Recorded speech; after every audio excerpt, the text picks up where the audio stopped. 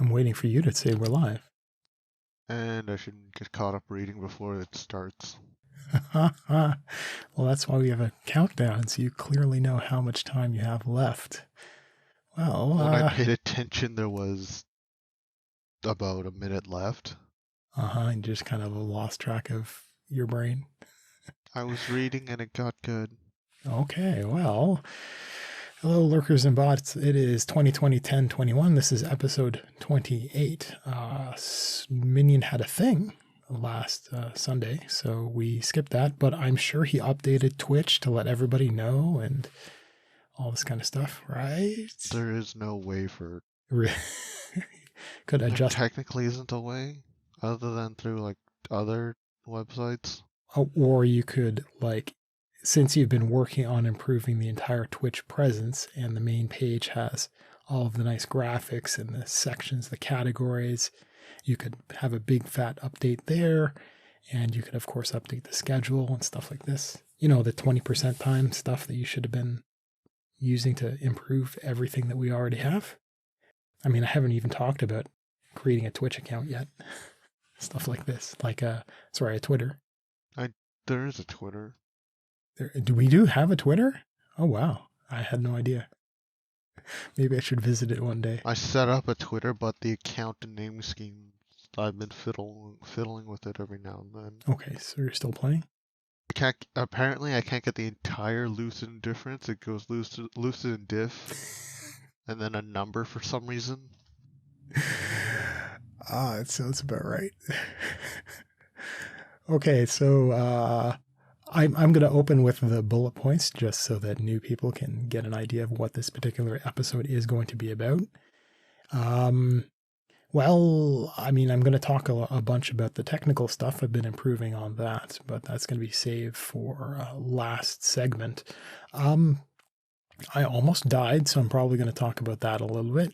I also discovered why I randomly smell nicotine, or, well, cigarette smoke specifically.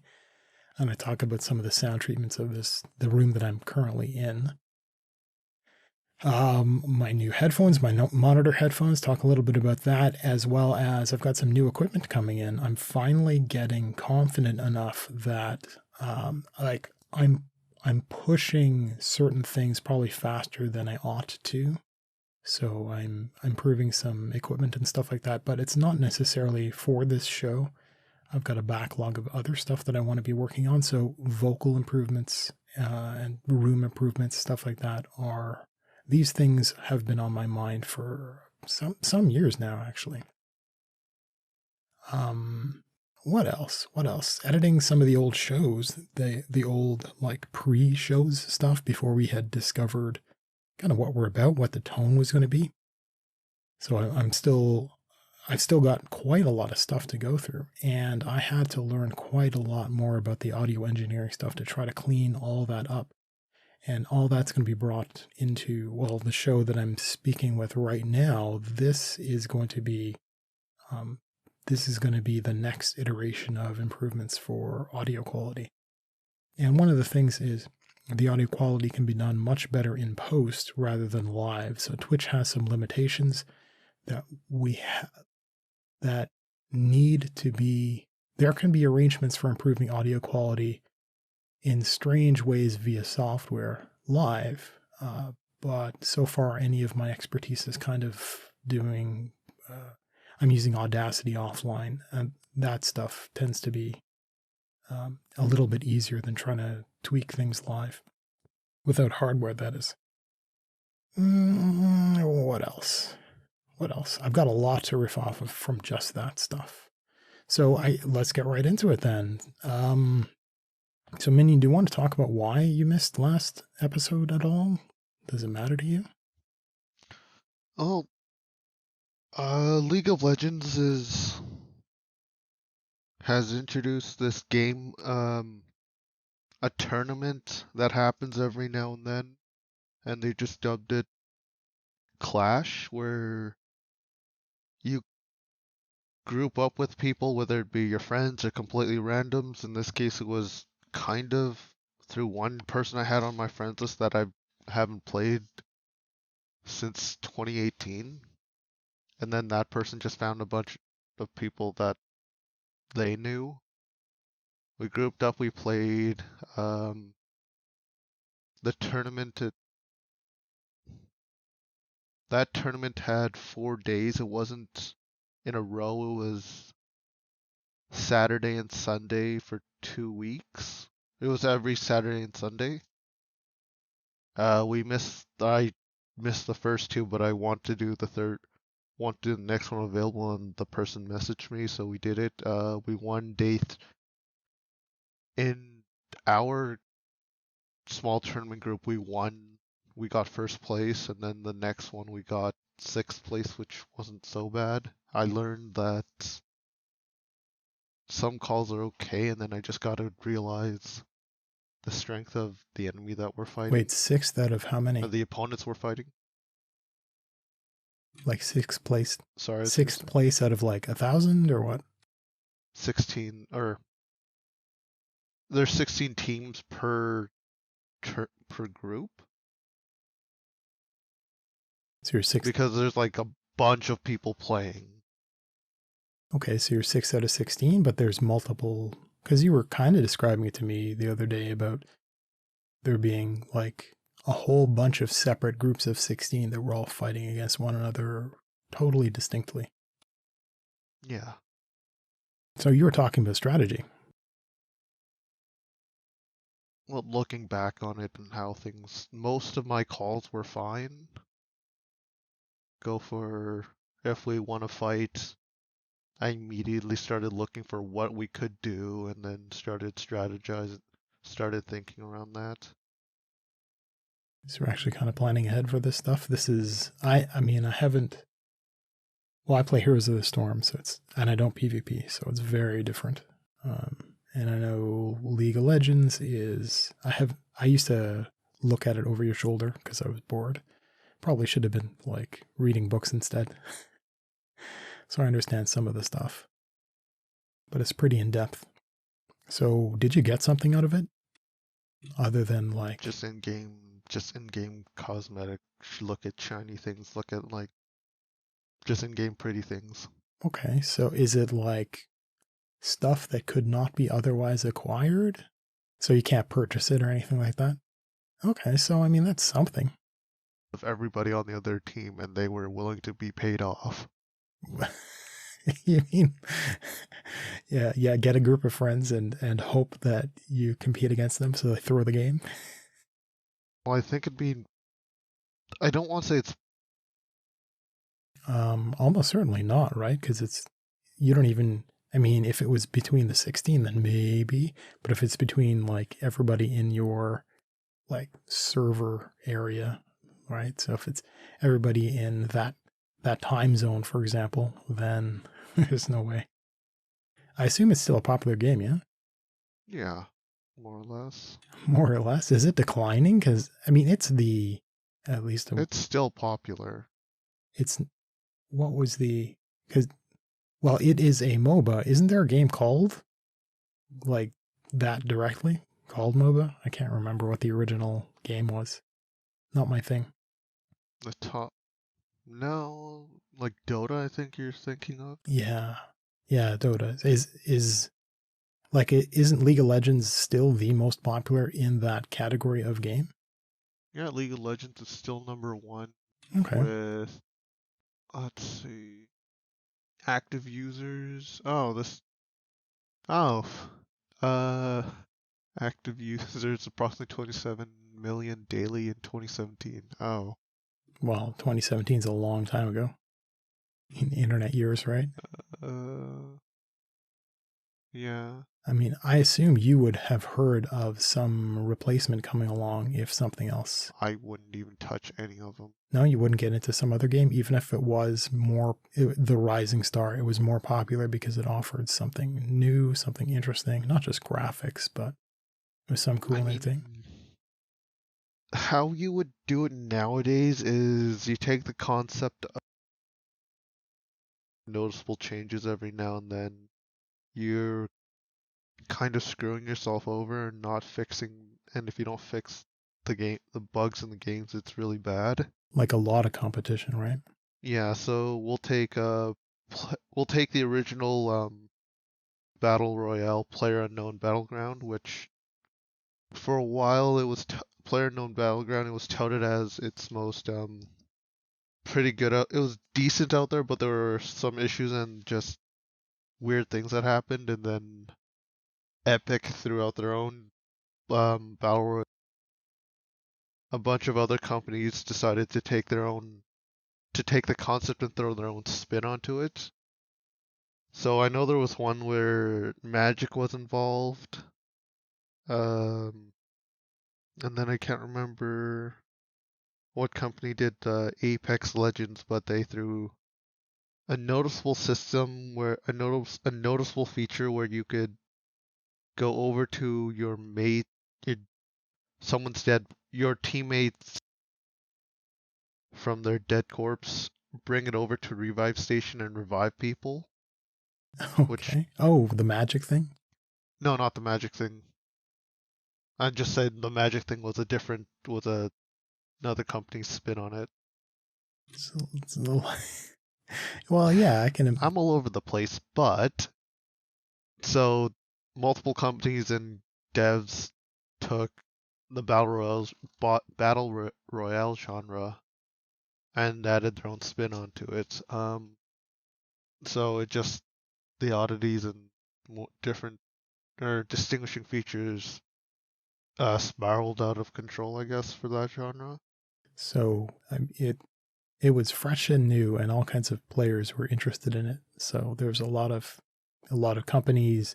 They're taking an upcoming title or an existing title and just add that as a map type and try to compete for all of that new attention, all that. Yeah, a piece of the. Yeah, exactly. And it's like I remember when Minecraft came out, and suddenly there were all these other like Minecrafty type clones, like a bunch of people that. Yeah, pretty much like that. Yeah, and I'm glad the so-called original-ish thing kind of stuck around, although I'm not entirely sure why. Um, but there were some fascinating twists. One of them I was particularly interested in. It was kind of like an MMO, but it was Minecrafty style MMO. I always see that's one of the things I was hoping that game would. I hoped it would go in that direction, more like events that happen and multiple people, and some more depth, really, and not just adding like temples and more animals and pets and nonsense like that. I was hoping there would be an actual in-depth game of some sort in there. There's a lot of possibility that could still make its way in there, but I don't think did Microsoft spin off another department or something to manage this game, or is it just kind of one of their assets that they're keeping limping along? Do you know anything about that? For Mojang? Well, yeah. I mean, are they? Well, I don't know. I haven't followed development in a long time, but I mean, it's still a possibility that they could expand it. But the creative mode and all that kind of nonsense ended up being. They probably would. Well, I imagine they would just add the few people to it, but the people they add would be more of we're helping you. Oh, yeah, yeah. So I mean, Because that'd be the worst thing to do is how to ruin a company, and I don't hear Mojang shut. well, yeah, I think because you were saying in a previous show that Microsoft, the gaming side of stuff, they're really bright. They're really doing things. I don't know if we can say the right way, but they're doing things in a way that has been successful and has made all their players happy. And so they're fairly hands off. I've been waiting for a long time for them to come out with like virtual reality Minecraft type stuff, because it really lends itself to that. It's low enough, quote unquote, low enough quality in a sense, and there's an immersion that's there, and it's kind of a simple thing. So something even like a creative mode in virtual reality would do very well. So I'm kind of surprised that hasn't. I always thought that was the main reason they bought it. The original Kinect for the Xbox? Oh God, that was awful. It was like this always on thing. It was fun when I tried it out for a bit. It was okay, but it wouldn't be something I would do for an extended amount of time. I didn't, I got to try out the first iteration. I have the second. I think it would be, I think you can call it the second iteration of the Kinect, but I never used it. I just gave it to my brother who took it and transformed and utilized it for 3D scanning because it already had that feature built in. Oh, I remember when people developed that for the original and were showing it off. And it's kind of that it was creepy. It was creepy. But Well, it already scans out the 3D layout of things since it had two cameras. yeah. And I remember it's almost like the original release of the Xbox was probably more expensive than it needed to be because it came with this monstrosity. Yeah, it was a bad decision all around. It's like what would the You equivalent can say be? it was a bad decision, but it was a pricey learning experience for them. I think going back to what you said about doing virtual reality for Minecraft. In development, but probably not nowhere ready to be released or Yeah, maybe they're waiting on competition to blaze that trail. yeah, speculating wise because of the backlash they had and people had to just leave because of it. I'd imagine not. I don't want to put words in. I don't want to unquote or misquote him, but I hope I remember hearing Phil Spencer, who's the current head of the Microsoft's gaming division. I believe I don't remember now, but I think he did say the phrase gamers first. And I think I did say this over previous shows, but they said something about that in theory that on pen and paper were fine, but realizing when you look at it and had the moment to think it wasn't that great. Where if you bought a game, you own that game. If you physically bought a game, you own it, but you couldn't. Oh, license transfers? Yeah, license transfers and actual DRM, Oh God. which made it a nightmare. And then PlayStation immediately included the 30-second segment of here's how you share a game. The guy took a case, handed it off to somebody else, and the guy said, "Thank you. This is how you share a game." Yeah. And immediately that the Xbox game division had to revise so many things, but after the change, it actually went well for them, and they're starting to make a comeback. Well, good. I mean, I don't know. I don't like that there isn't uh, like the entire console concept. I was hoping there would be some competition there, but I don't know if there ever will be because it's always PC plus these guys that are just desperately clinging on. And I'm telling you in the previous show what I was talking about, an absolutely spectacular opportunity for them to go to trinary computing. And then consoles will have an edge, a literal computing edge, and a hard difference where PC games, their games, console games, could not be ported to PC. They would be actually exclusive. And if the console developers all got together and decided to do That this, can't happen. no, No. Mass manufactured and set to however they can. It's not. well, I mean, it depends on who owns all the patents and stuff. So it's just a dream of mine, really, where if like, because the early days, like Sony, I think Sony still has the patents for DVD, possibly just for optical disc playback, and so they actually get a cut of competitors that use that. They have it for Blu-ray as well. Really, yeah. And that's why Nintendo was switching to cartridges for all their stuff. and so with all the limitations associated with that stuff. So that's part of why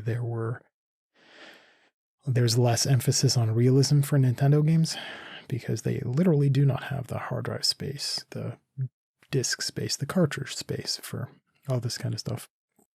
But I mean, it is a dream of mine that hardware could be exclusive to consoles if the right patents and the right arrangements were made. The thing is, they would be horrifyingly expensive. Like it would be more expensive to buy a console than it is a really good computer. And so not very many people would buy one. So trying to rememory, that would be the thing. That would be nice to see. And then games could take advantage of that for ludicrous speeds. And well, I don't know. It can't happen for...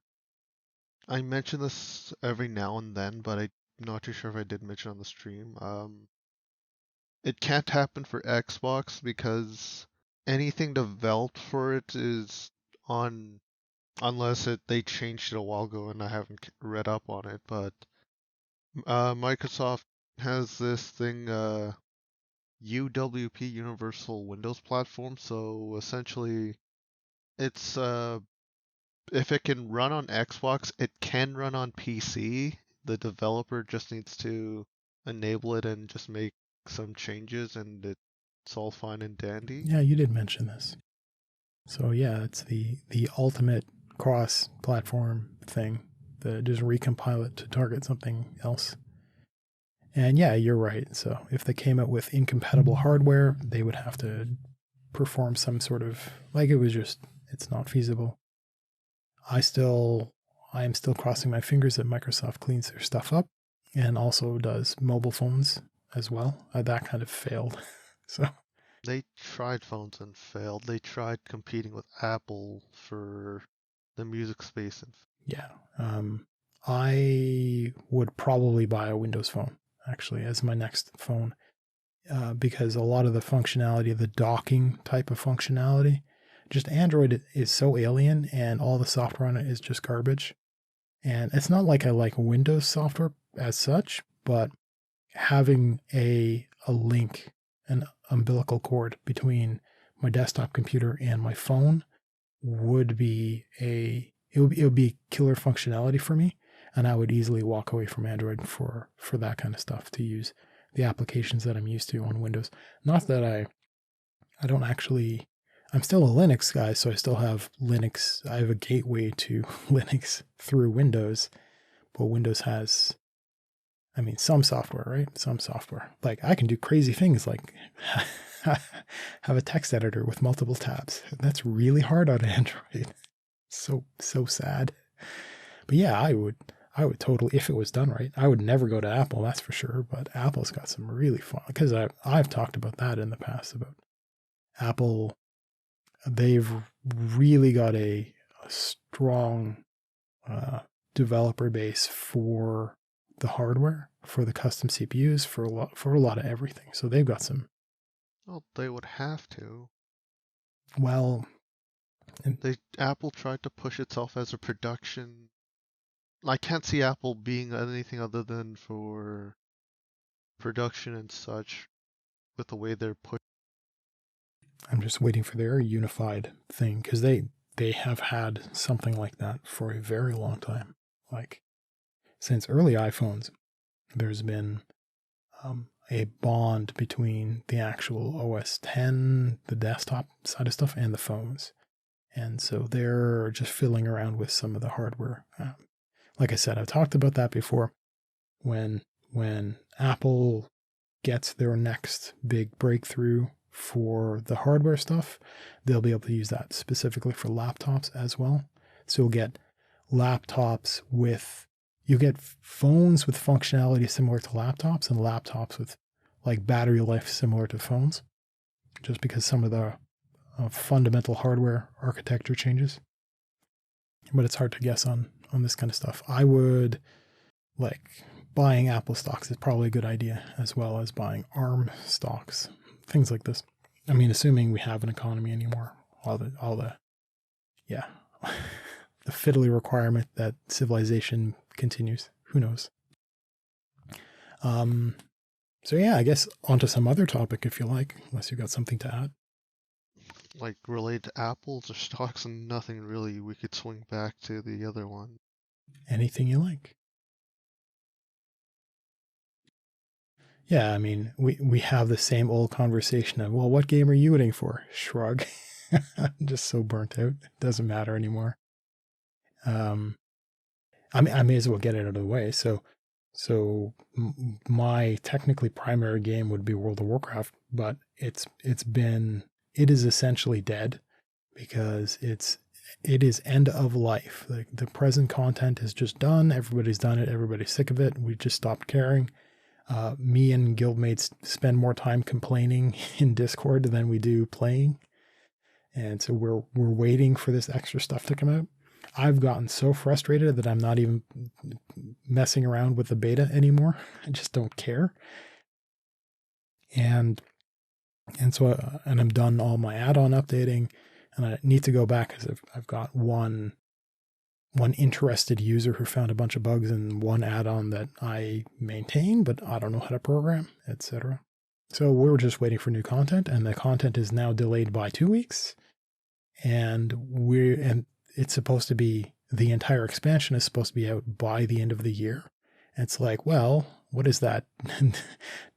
The 4th week of December? Like when are they planning this? And I still haven't pre-ordered anything like this. Hopefully they'll give me a month's notice so that I can figure that out. Because if you pre-order, you get like a character boost, and I wouldn't mind playing that right away and leveling it and all this kind of getting a new character and playing around while I'm waiting for the rest of the stuff. Anyhow, they're supposed to have new content that comes out. And because I don't know when that is, I can't plan my life around it. As weird as it sounds, I would take time off. Like I may not do this show depending on how that, because nobody knows anything about anything and Blizzard isn't saying anything. So it's not like I can say, okay, well, this particular day is when things start, and I will know that it will last this long, and this is what the gameplay is going to be like, so I can schedule my day around that. So I've only got so many hours in the day, right? So if I knew any details, then I could say, well, yeah, I can take the 4 hours necessary for this, and then I would have to have breaks to do the audio editing. So I do the audio editing. So if this is like 3.5 hours, 4 hours really, with some lead in, it's going to take minimum 4-5 hours to do the editing after the fact. And so I would have to schedule that time as well. So there's actually, and that's twice a week. So not knowing how anything's going to work out, because sometimes when they release content, it's like, well, here's all this new stuff that you can do, but there's a return on investment for how much effort you put in versus how much you get out of it. So I can go in and I can do my daily quests or whatever the heck, however that works. And then I'm done. But if I know what that's like, then I know, well, okay, yeah, it takes me X amount of time to go and do all that, and then I'm done. Then I can schedule my life around that and say, well, yeah, I'll just go and knock this out for today, and then I've got the rest of the day to do other stuff. But nobody knows anything about anything, and it's frustrating so many people to not know when it is, how complicated it is, what we're going to be able to do, how unique that, because some of the stuff that happens is literally a once in a lifetime thing. Not that it matters that much, but right. So, and there's a lot of people that are new to me, new to the guild. And it's. Do you know the phrase FOMO? Man, I've heard that, but I can't remember what that means. The anagram? Nope. Analogy? Or no, it's not an anagram. No, it's FOMO stands for fear of missing out, which this is what companies do, or I guess unless it's preserved and you get to access to it whenever. Well, yeah, I mean that applies, right? Sure. And it's not necessarily just that, because in an MMO environment, part of the game is acquiring things.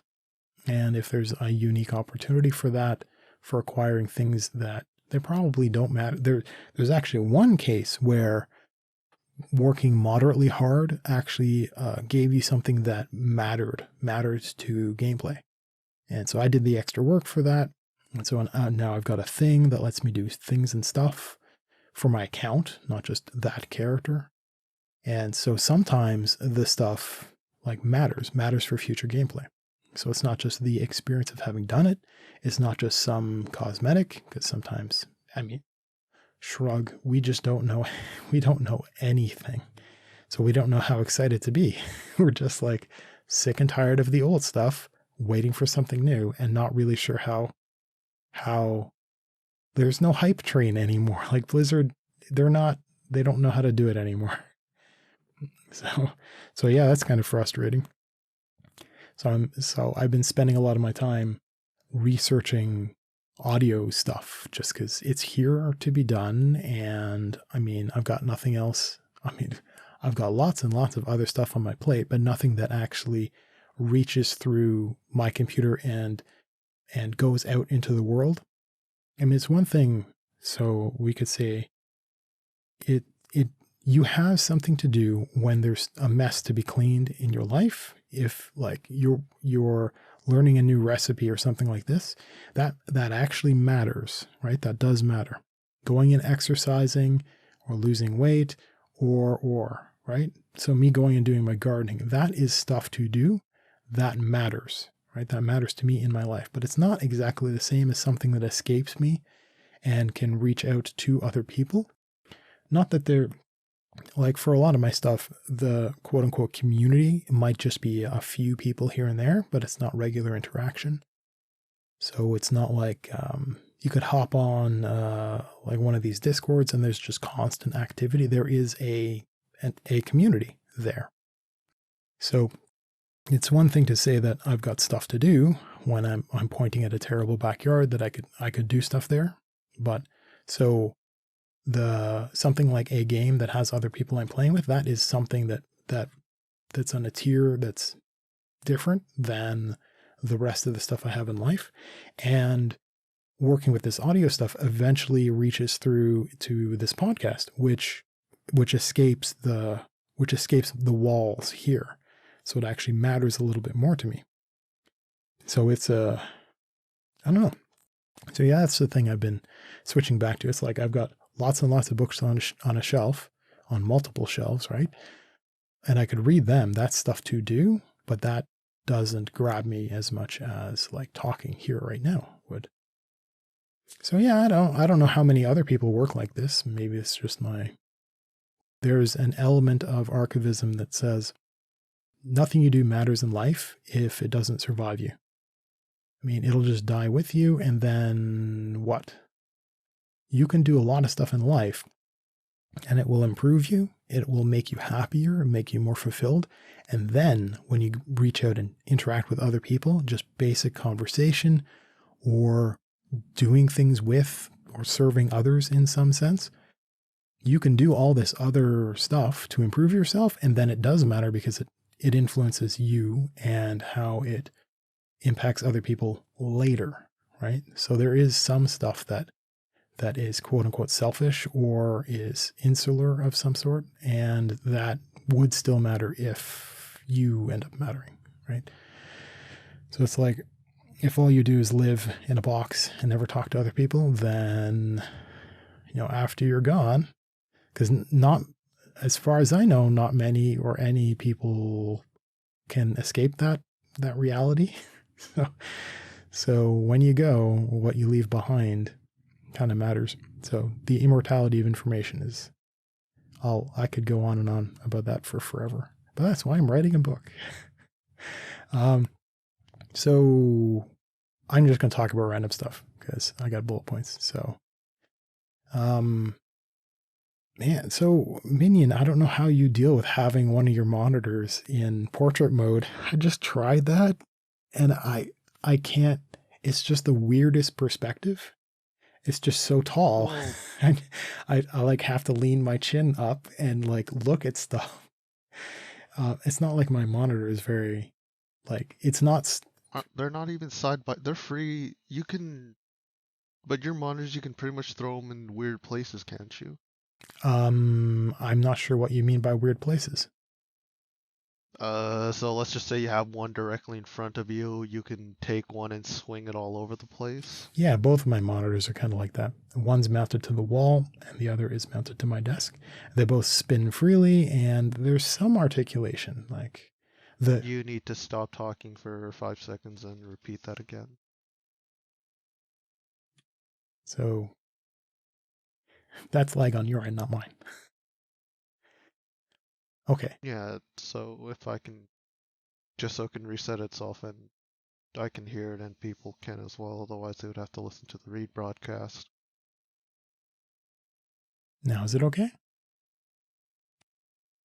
For now, yes. I have no idea how to tell. Like what's going on with you? Like you're listening to me through Discord. How are you telling it's out of sync? Yes, but the connection, something interrupts it and it just seems like it's a blip. It just goes in, out. Okay, so Discord breaks up, yeah? Yes. Yeah, as I said before, Discord will catch up pretty nicely.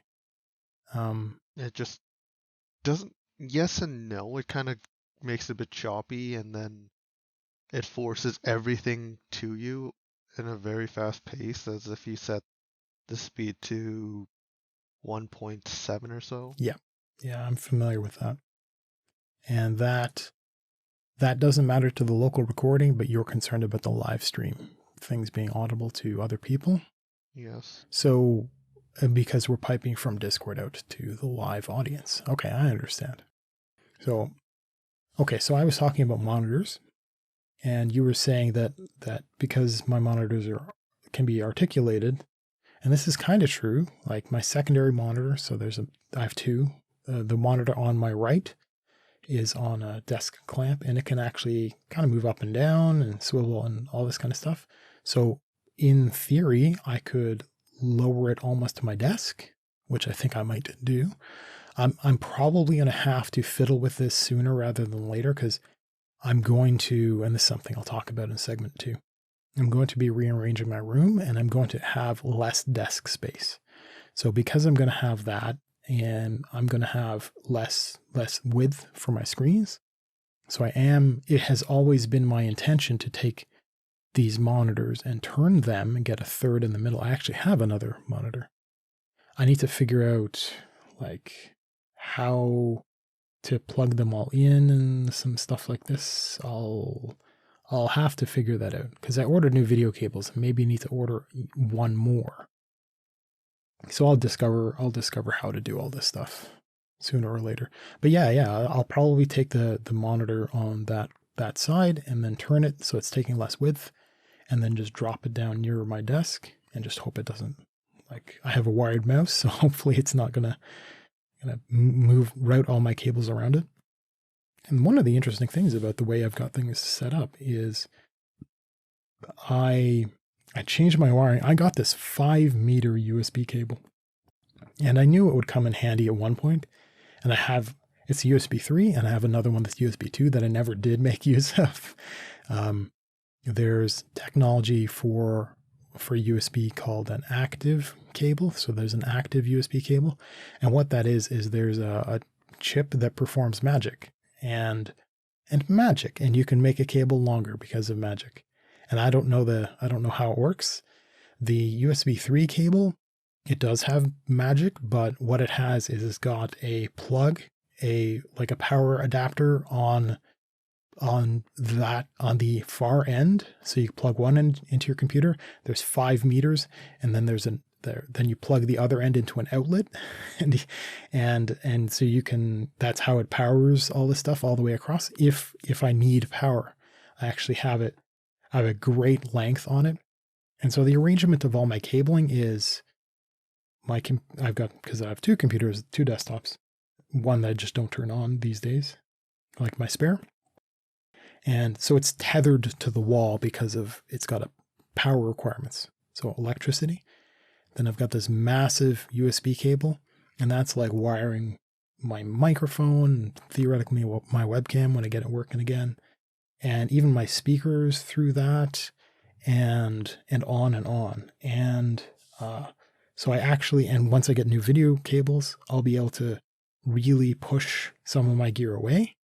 And so what's interesting is I have less wiring on my actual desktop because of all these arrangements.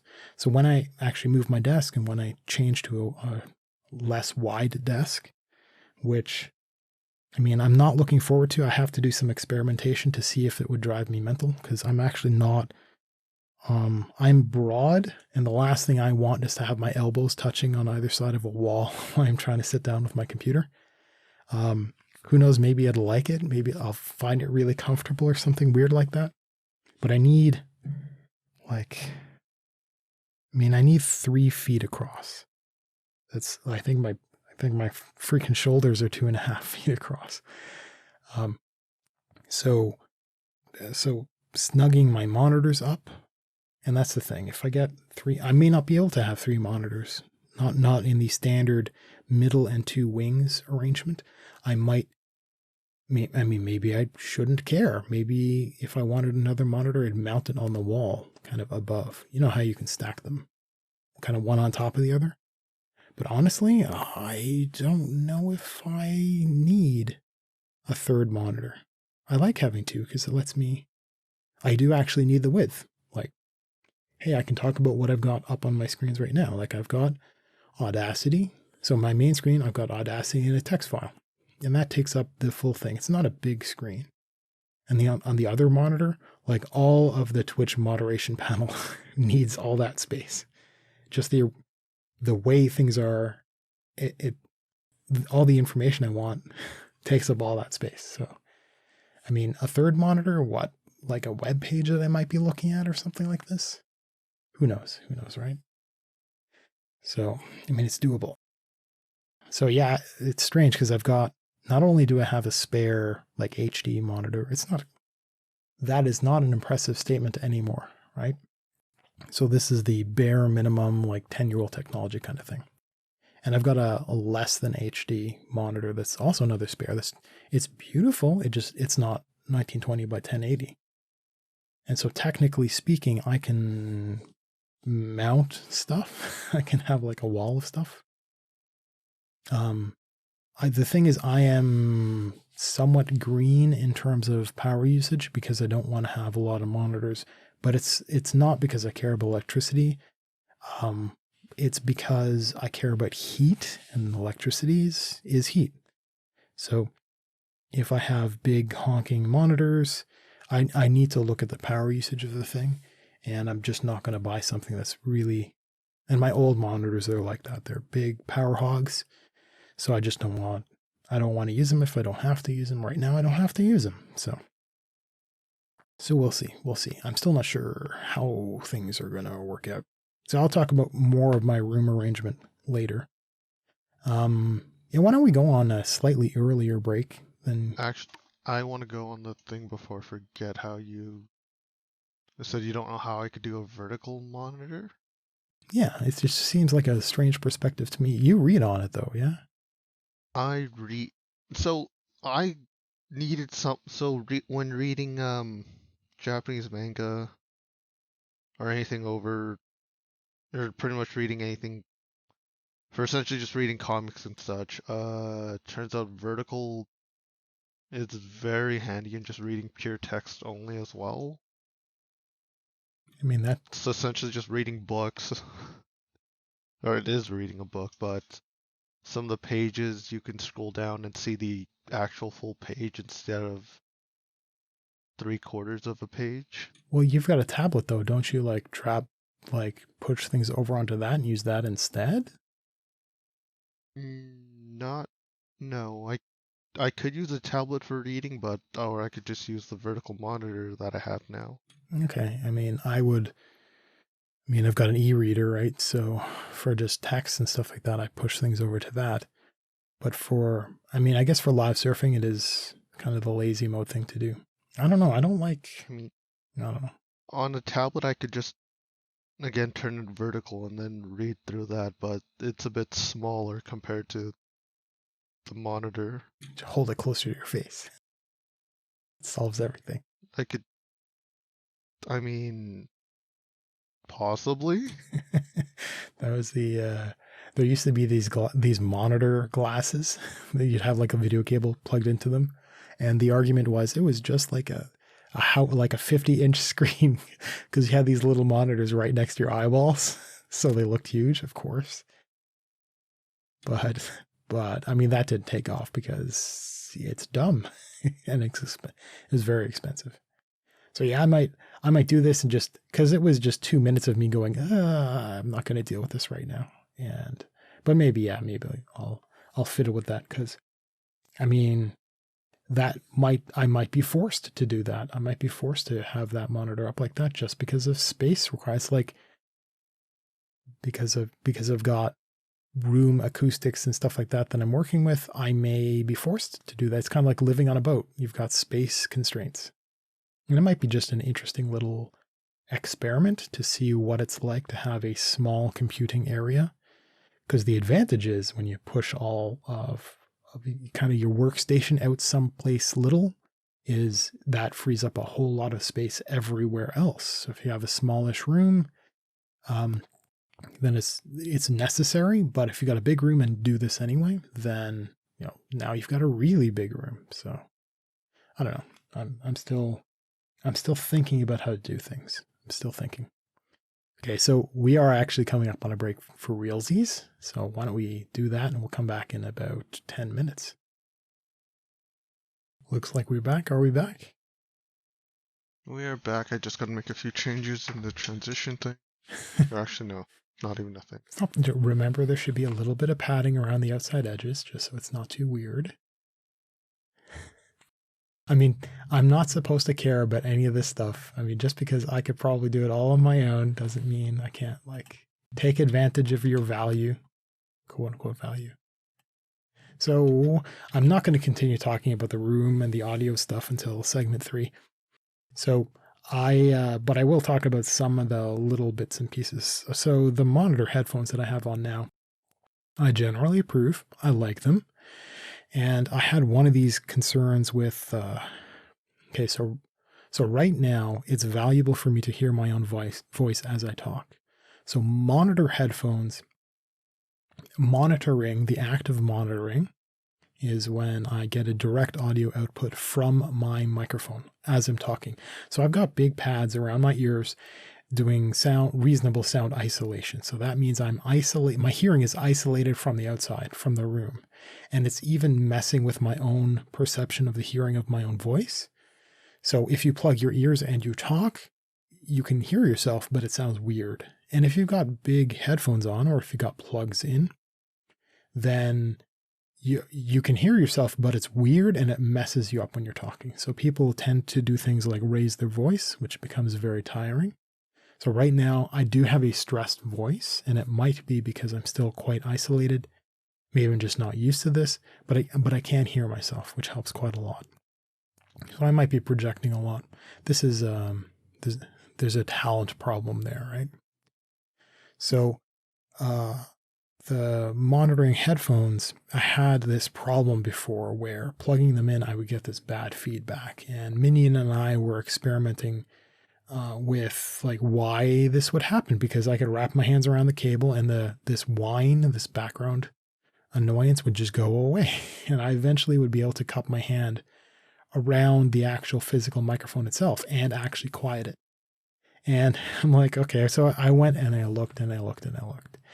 And I did end up replacing the cable, and that's what solved it, of all things. I went and I dug up the original box for this thing, and because I have this mounted on an arm, I didn't need the stand that came with it because it's garbage. So I went and found the box because that's where I put the stand, and I actually kept the original cable in there, which is great. So it was a brand new cable, brought it out. It works perfect. So that was wonderful. The other weird thing that I had to work with was, so these, not only are these headphones performing the act of monitoring while I'm talking, so recording and talking and hearing myself all kind of at the same time, when I'm doing the audio editing, so I'm playing the show back and I'm doing modifications of it, I need an authentic sound, right? So I need an authentic sound so I can, well, a capable person would be able to do equalization. And certain headphones have equalization already done in strange directions. So they're like, oh, this brightens the lyrics. So the high end of stuff, the high pitch of stuff is raised a little bit, or this boosts the bass. So the low end is distorted up. But you don't want that, because if you're fiddling with a track for equalization, you want to hear what it is authentically. You don't want to have to fight with whatever has been cooked into your headphones. If you can even, like, if the manufacturer even tells you the modifications they made, because the Bluetooth earbuds I was using, they didn't even say. Otherwise, I wouldn't have bought them. So the headphones are performing a service there. And the problem that I had was when I plugged this thing in, the mic was always hot. So I would get that weird recording buzz constantly, even when I'm listening to something playing back, depending on what things are occurring in my computer at the time. So if the microphone was hot, if it was listening, doesn't mean if it's recording, if it's just listening, it would do that. So I had this hell to deal with. I looked, and one guy just recommends, oh, you just hold the button on the back of the microphone, the cardioid button, and it just magically makes the problem go away. It turns the monitoring feature off. Like, wow, I don't even think that was in the manual. I did keep the manual. I remember reading it. I guess when I first got this microphone and read the manual, I never thought about doing what I'm doing right now. So maybe that knowledge didn't stick. Wow. So it worked out. It worked out in the end. But the thing is with these headphones, man, my head gets so hot. And just because of the nature of the space I'm in, it actually gets cold in the wintertime. And it's strange because it's like wearing a not quite wearing a winter hat, but my head is very comfortable when it gets cold. My head's very comfortable. And like the rest of me, you got to kind of wear a sweater, and I have to wear slippers or my feet are going to get just frozen cold. But my head's just fine. The other concern was, what's it called? It would be called something like, it's a certain kind of fatigue that happens if you're wearing headphones for a long time, because they apply a little bit of pressure, right? So they got a band that pulls closer to your head to give you that nice seal. And that can be quite uncomfortable, especially if they're pressing against your ears. And so far, hours on end, these seem to be okay. I definitely now know enough that were I to quote unquote upgrade from these cans, then I would know what to feel for. I would know what the experience would be like. So I could actually know, based on my past history, based on my preference, rather than just looking at the specs of something and being like, these numbers are good. Like I'll get that one. So now I actually, if I go to a physical store, I can actually try stuff on and be like, yes, no, I can know stuff.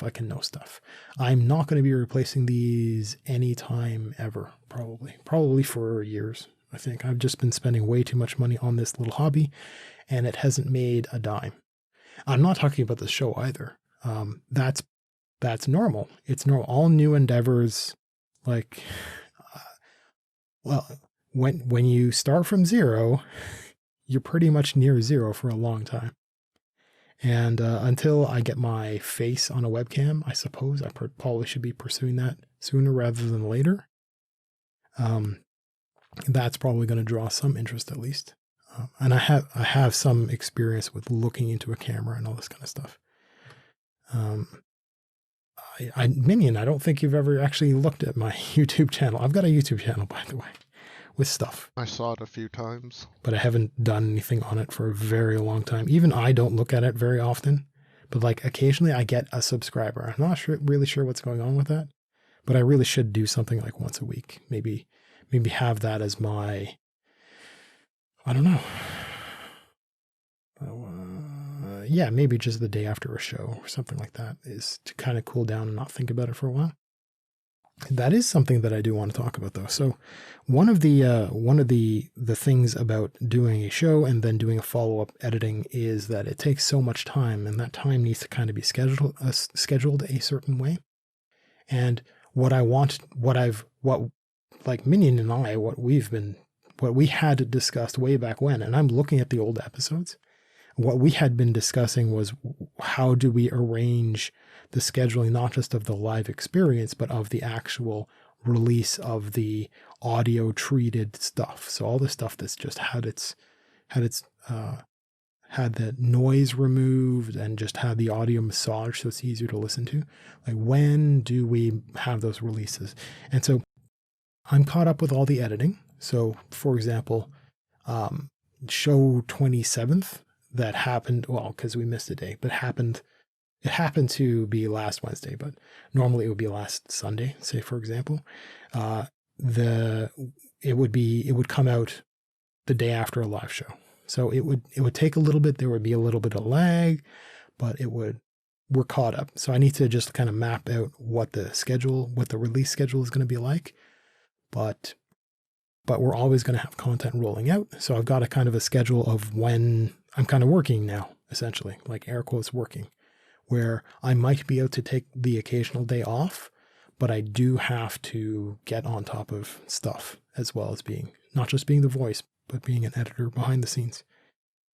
And speaking of behind the scenes, so I had talked about vaulting. So this is online data storage. Sometimes it's storage space extension, so it's cloud storage, but sometimes I've been investigating synchronization, and that's valuable. And Minion, did you actually set up an account already for the sync stuff? Did you get that kind of going? I had to. Okay. So, and you got the stuff that I sent, quote unquote sent. So it's working okay. And so you've already been. I have the files. I haven't played around with them yet. Okay. So you just haven't turned them into videos and uploaded them. So there's some stuff there's one of the things that's going out tomorrow, right? So you've got some time. But the general workflow is, now that I've got a service, I'll be able to perform some actions on my end. It's automatically uploaded to the cloud. And in some cases, I can put stuff in a different folder and it gets automatically downloaded to Minion's computer for him to work on at his leisure. And this means that we don't have to find some weird schedule to pass a hard drive around. And when I go back to my villa in Italy, we'll be able to just do this stuff and nothing will have changed. So I can move around. As long as there's internet access between the two of us, we have remote working, essentially, right? And I went through, no joke, a half a dozen different services out there. And I've worked with sales and technical support, and I read through documentation, and I looked to see if they had the feature set that I wanted. Man, some of these, they've got impressive websites and all that, because that's their point of sale. That's how they get customers. So they've got decent websites, but some of them, they just don't explain what they actually offer. It's just, it's awful. It's just awful. And they're expensive. Like, some of them are just horribly expensive. But I found one and I like it. I ended up sinking my money to other stuff, which I'll talk about in segment 3. But it's removed my ability to pay for services because they want to get money a year in advance. So they'll give you a discount for 12 months, but they don't actually let you buy monthly. So I'll buy a year in advance. And with these guys that I haven't really made the choice yet. When I actually pay for a service is when I'll start talking about it. Maybe we'll have like a Discord screen share or something like that, and I'll actually walk through and show what it's like, show how it works. We make it like this show has been sponsored by, but it hasn't been sponsored by anybody. So I'm still working on that. It seems to be quite a wonderful service. I experimented with it, so I have access to files on my phone if I wanted to. They might have iPhone stuff, but that doesn't really matter because I work with stuff on my desktop. But this is, if I wanted personal stuff, then I've got access to certain things on personal devices and all this kind of stuff. all this kind of stuff. So I'll talk about that more in the future. My life has been full of a whole lot of this podcast related stuff. So a lot of my notes have to do with that. But so to round out the weird static issues on this microphone, I experimented with magnets and the entire thing, just trying to figure out, well, do I need to get a new cable with like neodymium magnets that perform magic and all this kind of stuff? And no, I just found the old cable and that worked. So that was nice. I thought maybe if I put it through a USB hub that has power, because some people were saying that that's an issue, or different plugs on the back of my computer or whatever, but no, how odd. How odd is that? What else? Oh yeah, I don't know if anybody can tell. Maybe in the live experience, because we've got some people that have been here before. I moved my microphone and I did a whole lot of experimentation, I think last show, with demonstrating that a shock mount does nothing at all. And because this is clamped to my desk, like if I tap on my desk, the microphone's going to pick it up, but it was doing that even when it had a shock mount. And it's not a terrible shock mount. It's actually a very good shock mount. But it did nothing. It did nothing. So if I cared, what I would do is I'll probably get a second stand and I'll just have a floor stand, like, a stage microphone stand. It would need to be like that in that kind of form factor. And it would have to have a boom arm so that the microphone can actually reach over my desk. So what I've got right now is a slightly different arrangement. It's right in the way. I really don't like it because I can't see my stuff. So it's literally right in my face. I've got the monitor arm is right across my second monitor. Oh, which means I need to move the microphone on the other side of me or something or other. And anyway, it's a lot closer to me, so the audio is a lot better. Now, what that allows me to do is there's the play with microphones. So there's several concerns that happen.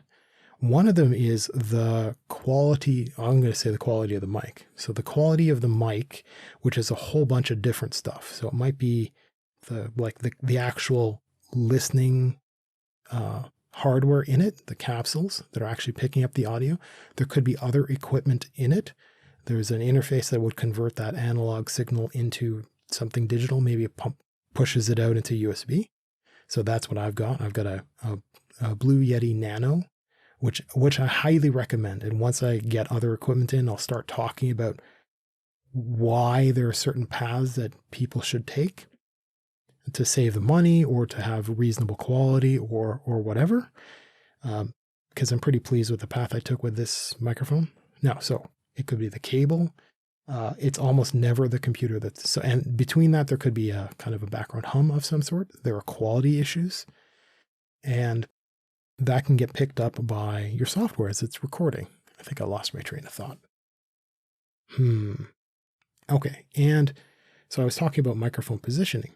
And if you've got a microphone that's far away, and what has to happen with the microphone is you got to turn it up. You got to turn up the gain. And in order to have it listen harder, it's going to not just listen harder so that the sphere or whatever, the shape of what it can listen to, it can deal with the distance from your mouth to it. And if you move it away, it has to listen harder and harder and harder, or you have to just shout. And so if you move the microphone away, it has to listen that greater distance. That means it's also listening to that greater distance for everything else. So it's listening to that greater distance. It's listening with that intensity at itself. So if it's got some quality issues, some limitations, if you've got a cheap microphone, it's going to have a little bit of noise to it, just a little bit. And maybe you don't hear it, but if it's got to listen real hard and you've got to turn it up and you've got to edit the audio and you've got to amplify it, it's going to raise all of that. It's going to raise your voice so you can hear it, but it's also going to raise that background quality problem all the way up. And if your microphone's already listening harder, so to speak, it's also listening to the room, more and more of the room. And all of that background noise, the traffic, the whatever, you can do some editing to help massage all that out, but you can only ever do so much. And maybe wizards can really perform some magic on the audio track, But you, me, no, no. So the best thing to do is actually take the microphone, bring it closer to your voice, and then it doesn't have to, well, it's probably going to be the same volume, right? But you're not going to have to amplify it after the fact. You're not going to have to raise that noise floor up further. So it's not going to be as noticeable. Now, there's noise reduction, there's noise removal, quote unquote, techniques. And it's really, really amazing stuff. So you just don't talk for a little bit, let the background noise in your room, in your neighborhood, in your microphone itself, like in the hardware of your microphone, all get listened to and recorded in a blank track with no vocals. Then you can take that as and have your software understand that, and then take that and kind of remove it, mute it, that type of sound from the rest of your audio. And it works really wonderfully. However, if that stuff is really loud, it's still bleeding through in the middle of your sentences, which is it just sounds awful. So move it closer to your mouth. You don't need to amplify your track so much. You don't need to raise that background sound so much. You don't need to work so hard to get rid of all that audio, because there's a lot of other stuff that happens. Again, I'm not perfectly satisfied with the audio engineering that I'm applying to things, but I just had some more moderate breakthroughs earlier today, because I was working with our original audio tracks, which is just, man. So we had a microphone set up in the middle of a table. It was omnidirectional. It's just picking up both of us, Minion and I, on either side of a table, but it was also picking up the room, and it was an untreated, awful, it's like singing in a bathroom. You get that sound. So we had that dining room sound or that kitchen sound, and it's just awful. So I had to learn how to clean that up. So I have some new skills there, but it's not perfect. Not ready quite to talk about that stuff, or just to copy paste the text file. My magic, and wow, there was a lot of stuff to learn. I still don't. It needs to be conveyed in the most simple way possible, and nobody else has done it properly that I was able to just randomly bump into. So anyhow, that's all exciting stuff, but I'm going to be replacing this microphone as of probably middle of November. I'll probably have that done, maybe early November. So I've got something else that's coming in that maybe what I'll do is I'll have that be the thing that gets put on camera, because it is pretty enough, and that will just be an event, and that will be okay. It's not exactly a face reveal. I mean, my face has already been revealed, so it's not really a big deal. Meaning I've got like a jester mask for Halloween that you could put on if you want to do that. We can have your mask reveal. I'm good. No? Still no? So yeah, so the microphone positioning, I have to get used to it, because my other microphone is going to have to be positioned something like this. I'm just not. I don't know how other people, like, how does a streamer deal with having a microphone in front of their face? Like, at least the way I'm positioned, I can look at my keyboard, kind of, but I'm missing a monitor, which is annoying. But the thing is, this other microphone that's coming in, it's bigger than a Yeti Nano. Like, the Nano is actually called a Nano because it's small. It is very small. You put it on an arm, and you don't have, because it doesn't work, you don't put a shock mount of some sort on it, and it's just like a little stick that pokes in front of your face. So it's nice. But this other thing, I'm going to use this shock mount because the shock mount that it comes with is incredible.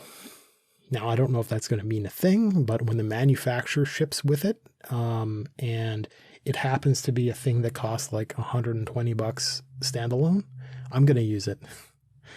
And so yeah, I'm excited. I'm excited at being poor because of this thing. It just means I'm not going to be eating out. I'm not going to be buying unnecessary stuff. I'm going to like be eating powdered food and the bacon that I have frozen right now. And I'll just like deal with it. I'll chill. I'll be a monk again. I miss doing that. That I changed a lot of the way my accounting works, and I gave myself probably too much money. So I need to go back to being my old, more frugal self, because I think I live a better life when I'm not excited about buying stuff constantly. Oh, heck, I may as well talk about that. So I have talked about in the past, the life sucks, right? Generally speaking, there is a kind of tone to all of life, which is fairly universal to all people. And there's this weird thing where it's like, if you win the lottery, you become an amplified version of yourself. So it doesn't solve all your problems. It can sometimes make a lot of your problems way worse. It's like if I were to give a whole lot of money to somebody who's an addict, that might actually have them overdose because now they'll splurge on that. Right? So money is a kind of a weird thing. And what a lot of people do is they'll take some portion of their income and they pit it against the challenges of life, not in solving the challenges, but in funding coping mechanisms.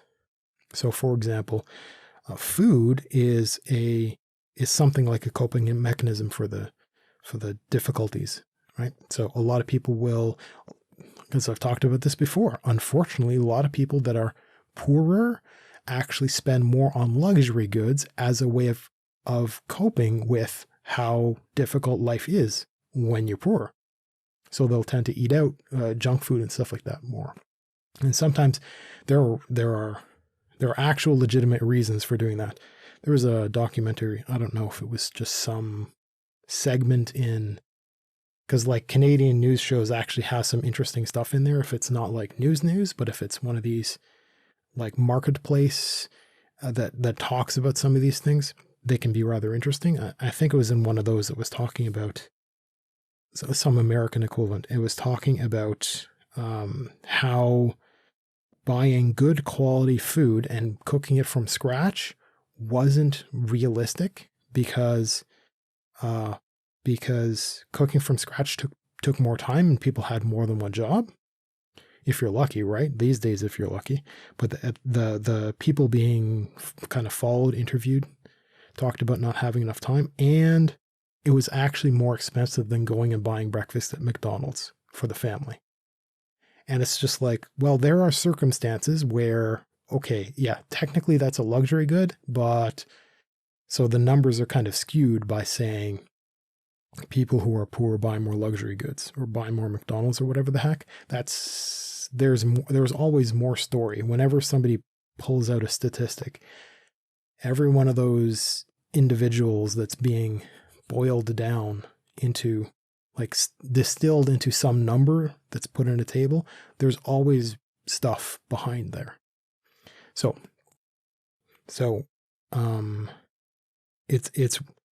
I was going to talk about money. Money is a way of kind of appeasing the suffering that a person has.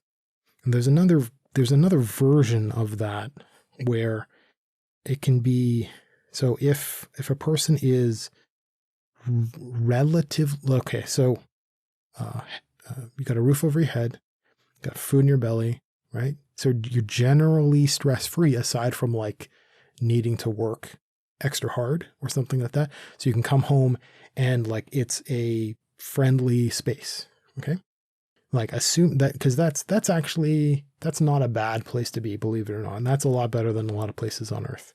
So that's kind of the circumstance a lot of people find themselves in.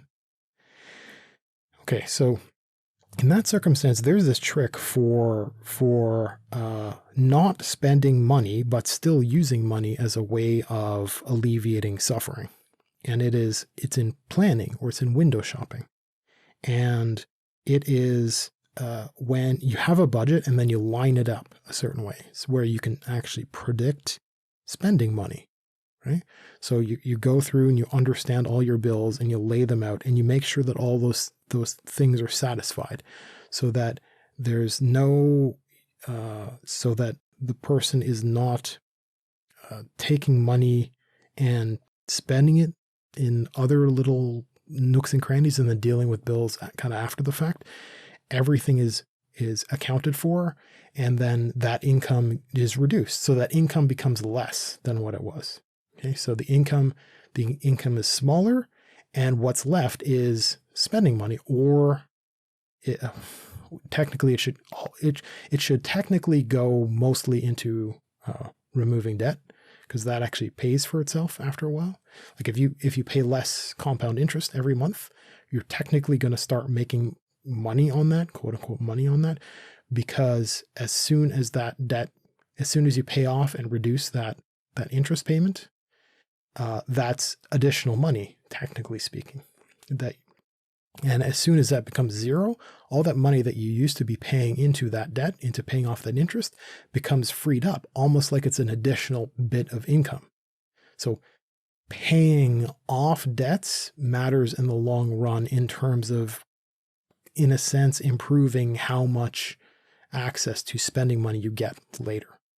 But it's possible to figure things out spreadsheet style and then have an amount left over, and then take that amount and then budget it, in a sense. And there's this trick that I heard being talked about where you plan, and then there would be like an end of the week reward with that kind of like an allowance. Like, this is exactly why the concept of a kid having allowance came to be, because it's how personal economics can be instilled upon the young. And I don't see that as being something, well, at least from my experience, I've never known any friends of mine that have really done the allowance thing. It's, I want a thing, I go and negotiate with the people that have the money that might give me stuff, right? So it's birthday and Christmas for sure, right? But it's I want that's new, that's like some new movie comes out of nowhere, and it's got merchandise associated with it. So I want that toy, and go and ask for it, as opposed to having allowance where the parent just goes, shrug, I'm not buying anything extra. If you want it, you can buy it for yourself. This is your allowance. I happen to have been holding on to it, but this is your numbers. Or it's a piggy bank, because that's a really young way of doing things. And maybe that's you empty out the bank for candy money and stuff like that.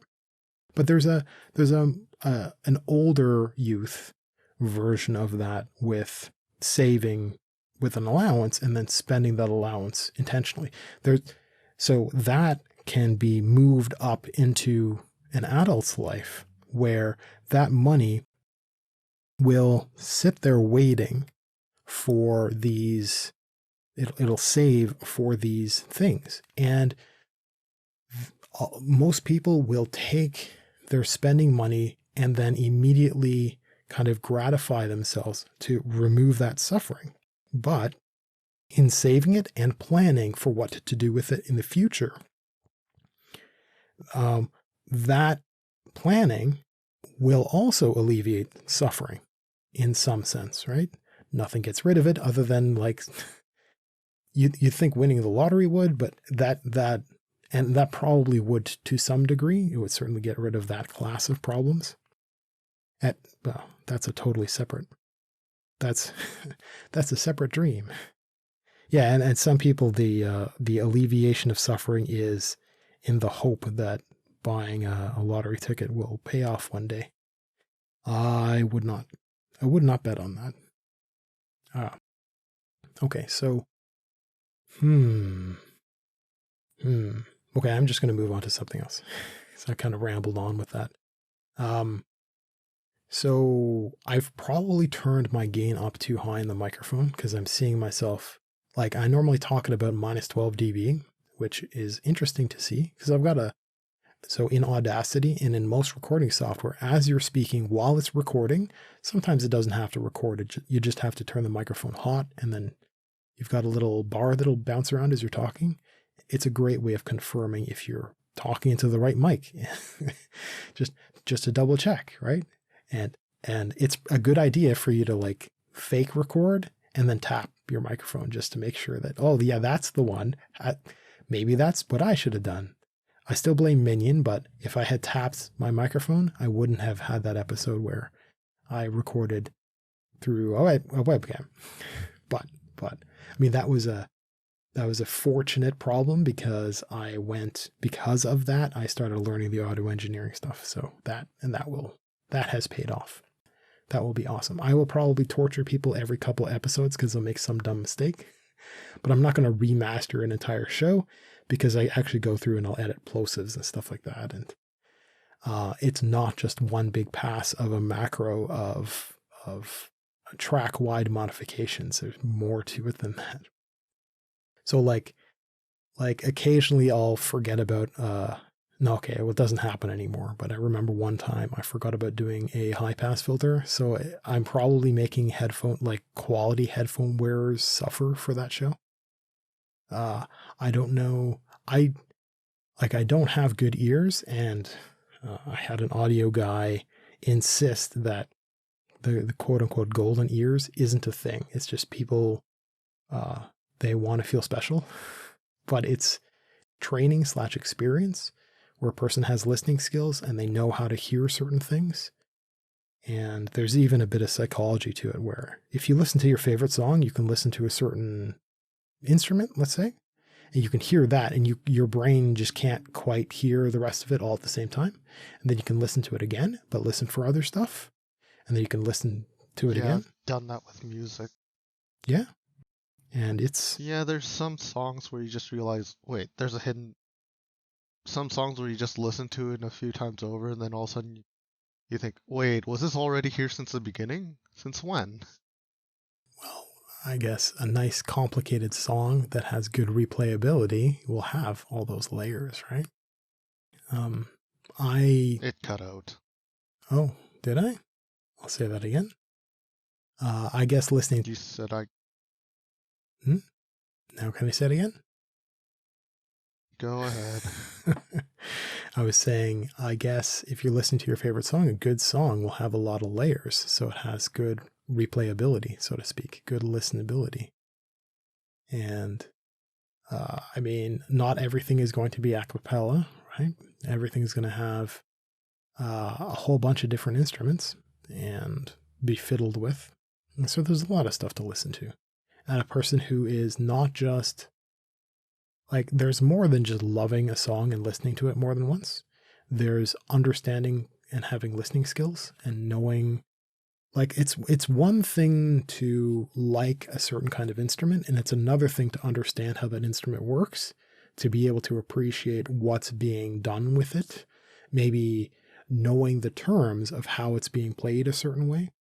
And that enhances the experience of listening to that song because you know a whole lot of technical stuff. It's the argument that, what was it? Man, I can't remember his name. I got a picture of his head. I got a picture of his face. He's a scientist. He's a scientist and an educator.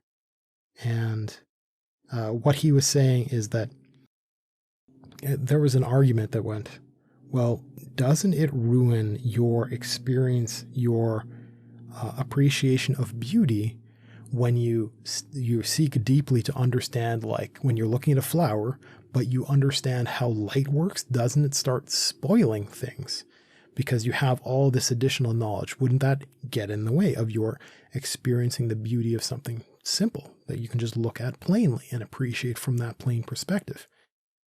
And it was... his name almost popped into my head. Damn. Okay. Stupid brain. And he said, no, quite the opposite, that it deeply enhances it. That understanding the nature of light and color and looking at something that is colorful, having all that knowledge enhances. Maybe it's different for different people though, but for him, he liked understanding that stuff and then looking at things and having that with him. Maybe listening to music can be exactly the same thing for a lot of people, where you gain certain skills, certain understanding of instruments or composition, or in my case, I hope it doesn't happen, but if I understand the nuances of the audio engineering side of stuff, I can listen in music and it will just naturally click that I will understand how a track has been massaged digitally, for example. I don't think that's going to happen, but there is something that did happen that I caught myself with, because I've been trying to learn room treatment, and it's not isolation, it's not soundproofing, because that's unrealistic essentially, but sound treatment. So it's the ability to turn something that sounds like a bathroom into something that sounds like something else, right? There's a closet sound, and there's a kitchen sound, and there's an outdoor sound, and that has to do with the walls, the area around your microphone. And so I've been learning about that stuff. And I happen to have a bunch of songs kind of on rotation that I've been listening to, and they're music videos, so YouTube videos. And I do watch the videos sometimes, even if it's kind of not on repeat necessarily, but even if it's a song that I've heard before and that I've seen before, I will sometimes, watch it again, or watch most of it again, or it'll be on my kitchen counter or something like that. And I might be doing something and I might look at my phone, right? And that happened recently. I was looking at this, and it's an amateur singer, and she was singing a song that I love, and it was just a cover of something else. It's a cover of a song that I don't like. So it's like, I like hers, I just don't like the original. So she's better. And that's happened a few times where I've never heard of the original song or the band even. And I hear a cover and I love it. And I kind of don't want to, now, if that ever happens to me, I'm not actually going to go and try to listen to the original. I'm just going to fall in love with the cover, and that's fine. I'm done. I'm not done. I'm not going to risk it. I'm not going to risk eroding my appreciation of that particular cover artist, of that particular cover, by going and listening to what they are covering. Anyhow, I was watching this one, and because of my recent understanding of the sound treatment, of room treatment, I was looking at this, and she's amateur, but she must have rented a space to make this video. Went to one of these, they're kind of all over the place, but you pay to rent X amount of time at some of these recording studios, right? So she must have been in one, because I look and I actually recognize the technology behind her in the room. And I go through her other videos. I'm like, oh, she went to a different place, into a different place. And I look at the background and I understand. And maybe I can't quite remember all the terminology and stuff like that, but I'm like, oh, I know what those rectangles on the wall are, and I know what that weird wooden thing with all the little towers. Oh, that's a skyline diffuser. And I'll be like, and it actually does enhance my appreciation of things.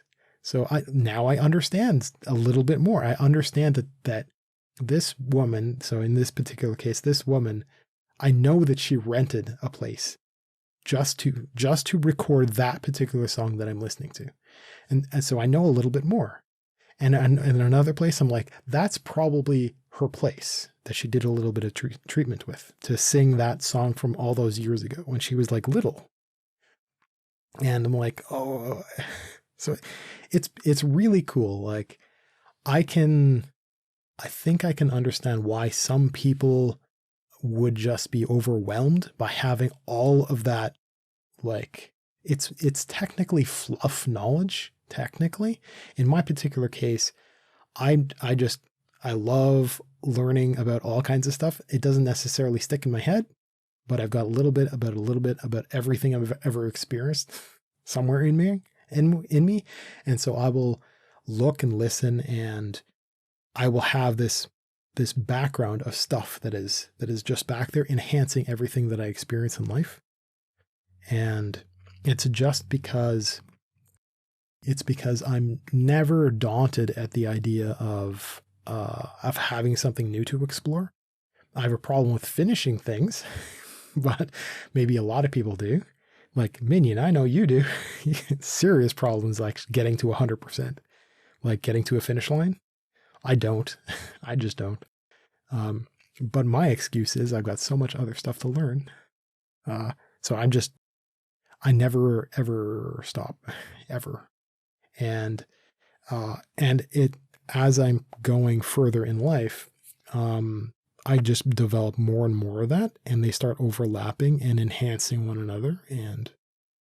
And I'm only now really thinking about turning a lot of that from, off in the background. So there's a bunch of stuff that I've had interest in over the decades. And only now have I really thought about pulling that knowledge and refining it and turning it into something that can be like shared more specifically. Like the knowledge I'm gaining for this particular show could lead to like a career quality stuff, right? So theoretically speaking, but the problem is, of course, I'm being weighed down by Minion, right, Minion? Because I'm Hi. because I'm listening to old shows where we're like spitballing and talking about stuff and taking notes. And it's like, I'm dead weight. yeah, it's months ago. And I'm sure you've forgotten about it. Like, did you make that DLive account? What about Restream? Restream.io. You can connect OBS to that and we could be streaming on YouTube at the same time. Like all this stuff. And you just have to like snap your fingers and go, okay, we're going to do the webcam thing. I've figured this stuff out already. Okay, let's do that. Webcam thing was easy. All I have to do is like section to capture your face and throw it on there. It's doable. Restreaming, it's a service which, due to me not having any income that I can freely use, I don't want to do it right now. It's free. Restream.io. One of the services I looked, they charged. I don't doubt that. Oh, leg cramp. 1 sec. Oh, this has been happening a lot lately. Oh, that's painful. Ah, I'm dying. Ah. They're cutting out. Well, good, yeah. Okay. Wow. Ow. Yeah, sorry. Let me, it's not a muscle thing. It's a tendon thing, or is that crap, I can't remember what the name of that body part is. And it's happened a few times, just on my left leg. Maybe I just need to do some stretches. I've got a physiotherapist that's trying to help me learn how to do squats because I kind of can't. And so this is kind of related. So I know some stretches because he taught me some weird ones. And I just need to do them. Maybe that would also help with this. It's not like I don't sit for hours on end. This is not an unusual position for me to be in. And I'm not slouching or anything. It's just, I don't know, just odd. Ow. Ow, ow, ow. Okay. So I'm seeing 4 minutes left. I'm going to just really quickly ramble off about some of the random pills that I've been taking. Random pills. Because I've talked about having headaches in the morning and dehydration. And the Electrolyte, well, I happen to have been suckered into purchasing pills. I got a good deal with them, but it's still paying way more than I really ought to have because I didn't understand that I could make it all myself. Well, I could make what I wanted to solve my problem myself. The pills have additional magic in them, but I don't need the additional magic. I just need the sodium and potassium. That's all I need. And other stuff, maybe I need more magnesium or something like that. At any rate, that's for people that work out. Anyhow, taking these pills, I haven't been doing it every single night, but I have several times had some water because I have to drink some water when I'm taking a pill. So that's an incentive as well.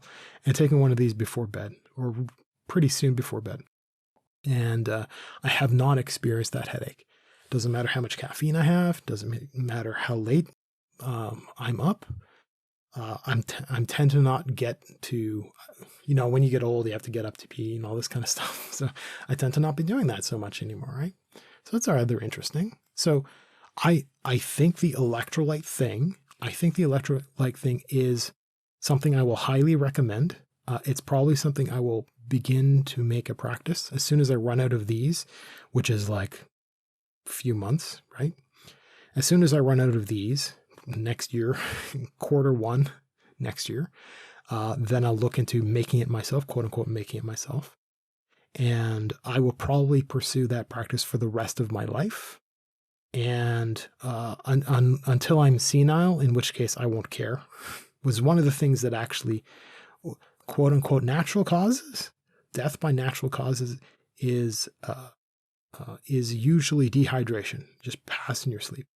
And electrolytes is one of those things that's actually kind of important for staying hydrated and staying healthy in that respect.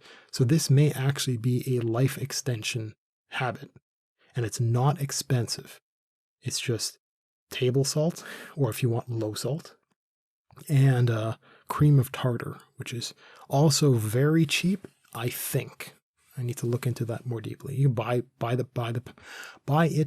pound, and just a teaspoon or something like that every day. So it'll last a long time. The other thing I want to talk about really quickly is the white kidney bean extract. It is meant as a carb blocker. It does work. Okay, it does work. I can say that from practical experience now. What it does is it does not change the carbohydrates that you're taking. What it does change is you take it a little bit before you eat carbs. And what it does is it changes it changes the stuff in you that extracts content from carbohydrates that actually lets your body break it down and then deal with it, consume it. It doesn't do that anymore, or it interferes with that, so it's not as effective. Now the problem is, now you have undigested carbohydrates, which exists a little bit, but now it exists in much greater quantity. And although your body can't absorb it, the carbs pass through you from the small intestines above, down into the large below, and the bacteria that already exist in the large intestines below will consume the carbohydrates, at least some of it or whatever, and the result is bloating, is gas, and potentially things like diarrhea. So I would not recommend this to anyone under any circumstance. Just go on a diet, please. This is not a magic pill.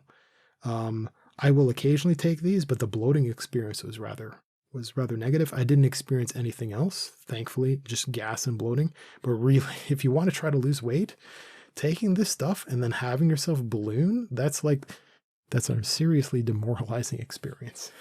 So we're going on break. We're going to be back in another 10 minutes. See you soon. And we are back. Apparently I had a whole lot of lag that was happening during that segment. I control R, that particular tab, and apparently I was talking over. So I'm not sure what's going on with that, because I'm not doing, at least on my end, it isn't my fault. I do have some like network optimization junk that maybe I should not have. I do not know. I can't remember who supplied it to me. I think it was my motherboard manufacturer. I'm like, oh, I'll install that and see what happens. I can't tell if it's improved anything, but I'm certainly not lagging in any video games, which are quite sensitive to this sort of thing. Oh, and before I forget, okay, so this is one of those things that I don't have a source for, so I'll state that right out. And so I can be wrong, and it's going to be extremely difficult to find proper research on this. This is research level stuff. This is not, you don't go and find some YouTube doctor or something like this. So you might actually have to go through scholar methods.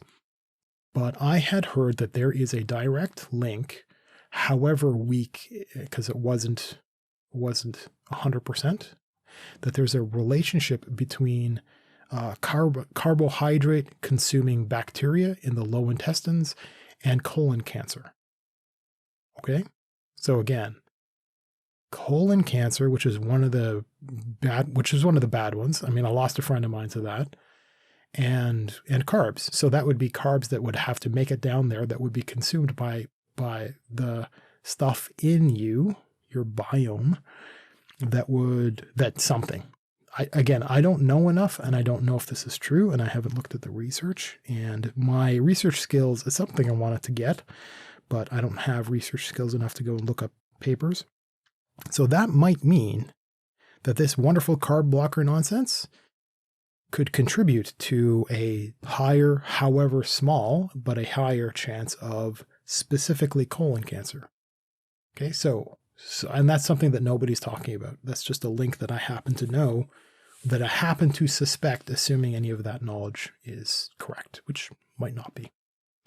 So I'm going to do the rest of the segment mostly on Administrivia unless Minion derails me somehow. It could happen. And so if you're not into this sort of stuff, thank you for listening. Okay.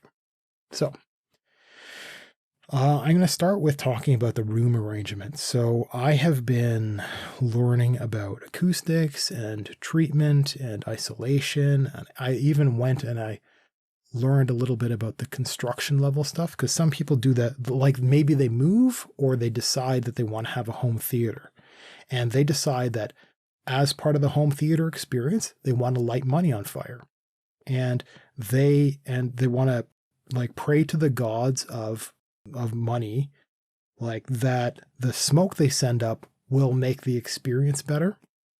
But there are some people that legitimately understand how acoustics work and how the theater experience works in order to manufacture a space that can actually dampen sound properly.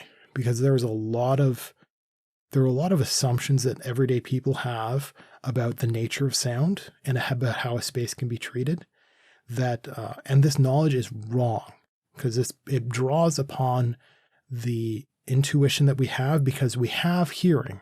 So we have certain assumptions about the way sound works because our life experience has a lot of that. But it's wrong. Putting a blanket over your door is not going to do a thing for sound isolation. Not a thing. And putting like extra foam against your walls isn't going to do anything for sound isolation. And isolation is different than treatment. Now I'm talking about soundproofing, quote unquote soundproofing, which is just the management of audio, hopefully preventing as much as possible from getting in, the theater experience, and from getting out, the musician experience. So if you've got access to a basement and you've got a drum kit, and it's a normal drum kit, not an electronic drum kit that you can plug in headphones with, and you want to practice, and you've got money to burn, then I have learned about the construction level techniques about building multiple walls and floating walls and the insulation and on and on and on. And so that's fascinating, and that's outside of my skill set and my budget and the permission to transform a room into a studio kind of thing, because you have to actually designate space to do this sort of stuff. You can't just take some old house and got some room somewhere and do this kind of stuff, because weird things happen. So, and there's other people that will use a space or the house or and on and on. But I learned more about the treatment side of stuff, because people that do voiceover work, so that's the stuff that I've been reaching into to understand, because I write my little pieces and I've narrated them in the past, and I liked what I was doing with my old normal Blue Yeti, my first generation, and I've done a tiny bit with this one, and I want to get back to that. I want to get back to doing. I don't do voice acting because I don't like doing funny voices, and but I do like speaking and this kind of stuff. So I looked at a lot of videos explaining what to do with that immediate environment, making these vocal booths, doing things with the room, all this kind of stuff. So I've actually learned more in depth than the stuff that's being presented to me. So I can say that now.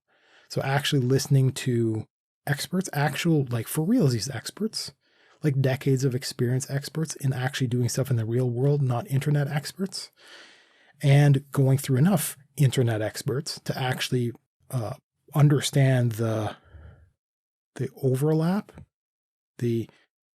between all of their suggestions, to understand what is true about what sorts of things, and specifically what kinds of stuff I can do to help as much as possible with what I have without it becoming a construction project. For example, I have coming in, I don't know, November sometime, additional weather stripping type stuff. And in order to make a door slightly more isolated, that region, you have to make it airtight.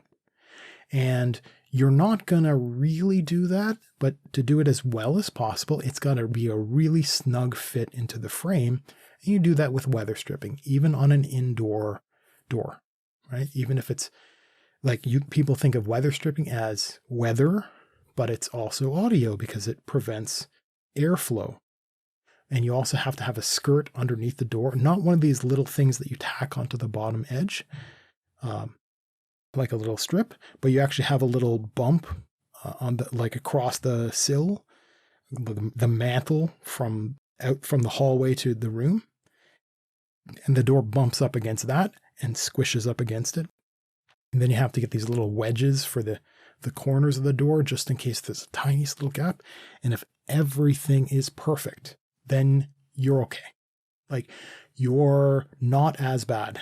But if you make a little hole anywhere, one mistake somewhere, not good enough.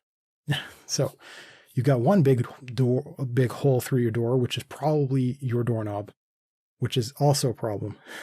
And the other is not very many people have doors inside the house that are solid. So there's like, and the frame of the door, if you pull the frame off, if you pull like there's like the beautification stripping that's around the edges of the door. If you pull that off, there may well be a gap between the drywall and the actual frame. So you like pull that off and spray foam it and put that back on and all this stuff. And that's actually not too much of I wouldn't do the spray foam thing. Probably not until I get some more tools and some skill. But there's the weather stripping stuff. It's accessible to everyday people. It's less than $20. It's probably less than $15. For me, it was around that, Canadian dollars. Free shipping and all that with buying some other stuff off of Amazon. And that's probably going to help a tiny bit. I've also been thinking of doing something because I've got a laundry room. So the room that I'm in, there's actually a laundry room on the other side of one of these walls. And so I'm thinking about what I can do to help with that. And so the first thing I did, just ask people to not do laundry. Hey, that's working. 100% success. Great. Now, the thing is, if I want to do stuff outside this show, because I'm asking, it's already kind of a big ask to have like 4 hours, 3.5 hours of having people not use the laundry. Okay, so that's that. And I don't want to extend that anymore for my random stuff. And so what can I do? Like I would need to fill up the holes, which means electrical outlets. I'd have to put like an acoustic, there's like a molded acoustic stuff that you put on you pull out the electrical and you put this around a box and you put it back in, and all this kind of stuff is possible. But what I'm going to do is, because the washing machine's got the biggest problem, it's got something called water hammer. Now I'll describe it. So you've got a lot of taps in your house, and more than one can be running at the same time. And so say, for example, if you have 2 bathrooms in your house and you have a shower or 2 bathtubs or something like this, you can run them both at the same time. And it's not a big deal. Some situations you're going to run out of hot water after a while, but water pressure wise, you're doing okay. You can probably do that and flush a toilet. And so it depends on your house and such. And that's because you have coming into your house enough water pressure to actually feed all of those different taps all at the same time. You probably have well more than enough. A lot of houses may have so much that they need to have special hardware between the house and the city in order to step that down, in order to muffle that, in order to dampen that, so that they're not like bursting all their pipes with all of that pressure that the city is providing. Because the city has to provide your house, your neighbor's house, and so forth. So there's a lot of pressure coming there. Okay, so the problem is, if you've got a lot of pressure and you go into your house, and let's say you're in your kitchen and you've got one of these in bathrooms, a lot of people, or in bathtubs and stuff, they'll have 2 knobs. They'll have a hot and a cold, and you can turn them independently. But I want to think of one of those levers that you lift it up and it just water on, and you turn it left or right to get more hot or more cold. because that kind you can kind of like suddenly jerk it open. So you do that, you jerk it open and then you slam it shut and you get all this water pressure that it's all the way on, all the way off really quick. Now do that and then listen to your house and you'll hear banging on the pipes. And that banging on the pipes will be more pronounced in certain circumstances. Now, if you've got high water pressure, those are going to be circumstances that are way more pronounced. If you've got low water pressure, probably not going to hear it much. Now, the reason that happens is because you've got in pipes, you've got two kinds of things that can go through your intake. You've got water and air. You're not getting air from the city. You're just getting water. So you turn your tap on, whatever air might have been there is long gone. It's been pushed out of your tap a long time ago. So you've just got 100% water through all your pipes. So you turn it on, you get this rush of water. You close your tap real quick. You have all this water pressure that wants to push against the water in your pipes. And it tries really hard. And there's this moment when all that pressure kind of stops against your hardware or all of your pipes inside your house. And not just at the point of where your sink is, but all throughout your house. So all of the pipes in your house can just suddenly bang and bang against your wall and against their brackets and stuff like that. It can cause some problems too. So it can actually do damage to your pipes or whatever the heck. And remember, these are all buried in your walls. It's easy enough to open up your walls. Believe it, it's actually quite easy to knock a random hole in drywall. Patching it up is remarkably easy. Painting it, not so much, but you don't want that to happen in the first place. So there's a device called a water hammer arrestor. It's for stopping water hammer. And what it is real simple technology. So somewhere is kind of like a T-joint. So you've got a straight pipe and it's kind of split and there's a little T. And in the top, in the T, it's just capped. It's just a bulb with water in it. Okay. So with air in it. And so this is in this entire line, it's just this floating bubble of air in this T, upside down T. So it's pointing up and all the water will rush through underneath. It's no problem at all because all that air is just going to like bob up there doing nothing.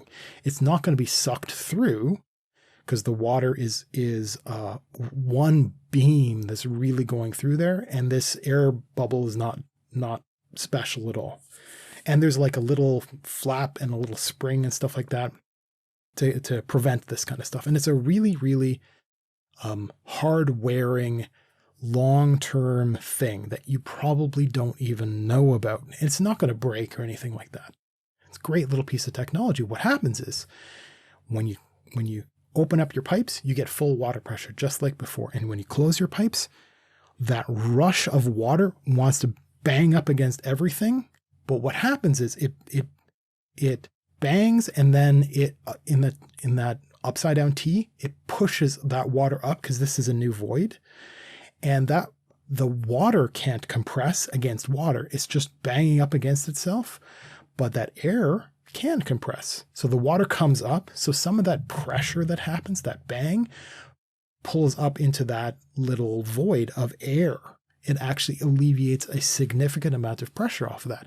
This is why a well-made house, you're not going to, maybe you've never even heard of this problem because that works that effectively. This place has water hammer. This place has water hammer because the washing machine is one of these nice new water saving models. And what it does is it spins and it measures things, I guess, by weight.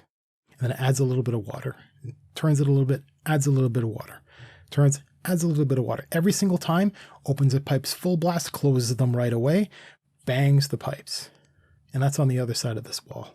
And if you can imagine having a microphone in this room and having that happen, I just have to stop everything. And it's just banging. And it's so bad, you can hear it throughout the house. Now, the water hammer exists to some degree elsewhere in the house. So I think it's a I think it's a problem with our water hammer arrestor. Now, it doesn't mean it's broken. Usually what happens is something happened and the air bubble was pushed out. So it's just full of water now, or mostly full of water. Okay, enough that it's no longer so effective. That cushion of air is not big enough to deal with the power of that hammer. Okay, so what needs to happen to quote unquote repair that? You don't need to replace that thing. Okay, what you do is you go outside your house or wherever the heck, you turn the main water supply off. Turn your city mains off. And maybe you need permission from your city. Maybe not, right? Check, find out. just like call before you dig, call before you do stuff like this. But it's pretty straightforward to turn it off. You can turn it off yourself. And I don't know how, can't advise because I don't know what mine looks like yet. I'll have to go find out. You turn that off. So now the water is still in your house. You're not getting any new water, but your pipes are all full of water. So you go up to the topmost part of your house, turn the tap on. There's pressure in your pipes still, kind of left over, and it'll sputter out the top spout. And then you go progressively down your house and you open up the taps. So up at the top until it stops doing anything. Then go down to the bottom part of your house, open it up. Maybe it's in your laundry room. Maybe you've got a bathroom down there. You turn the bathtub tap on. That's because it's further down. And wait until it's completely dry, so to speak. And then you go back up your house, right? And then you close how does it work? Then you close the bottom and then you turn the main water supply on. Then you go up to the top of your house until because you've drained all the water in your house doing all that stuff.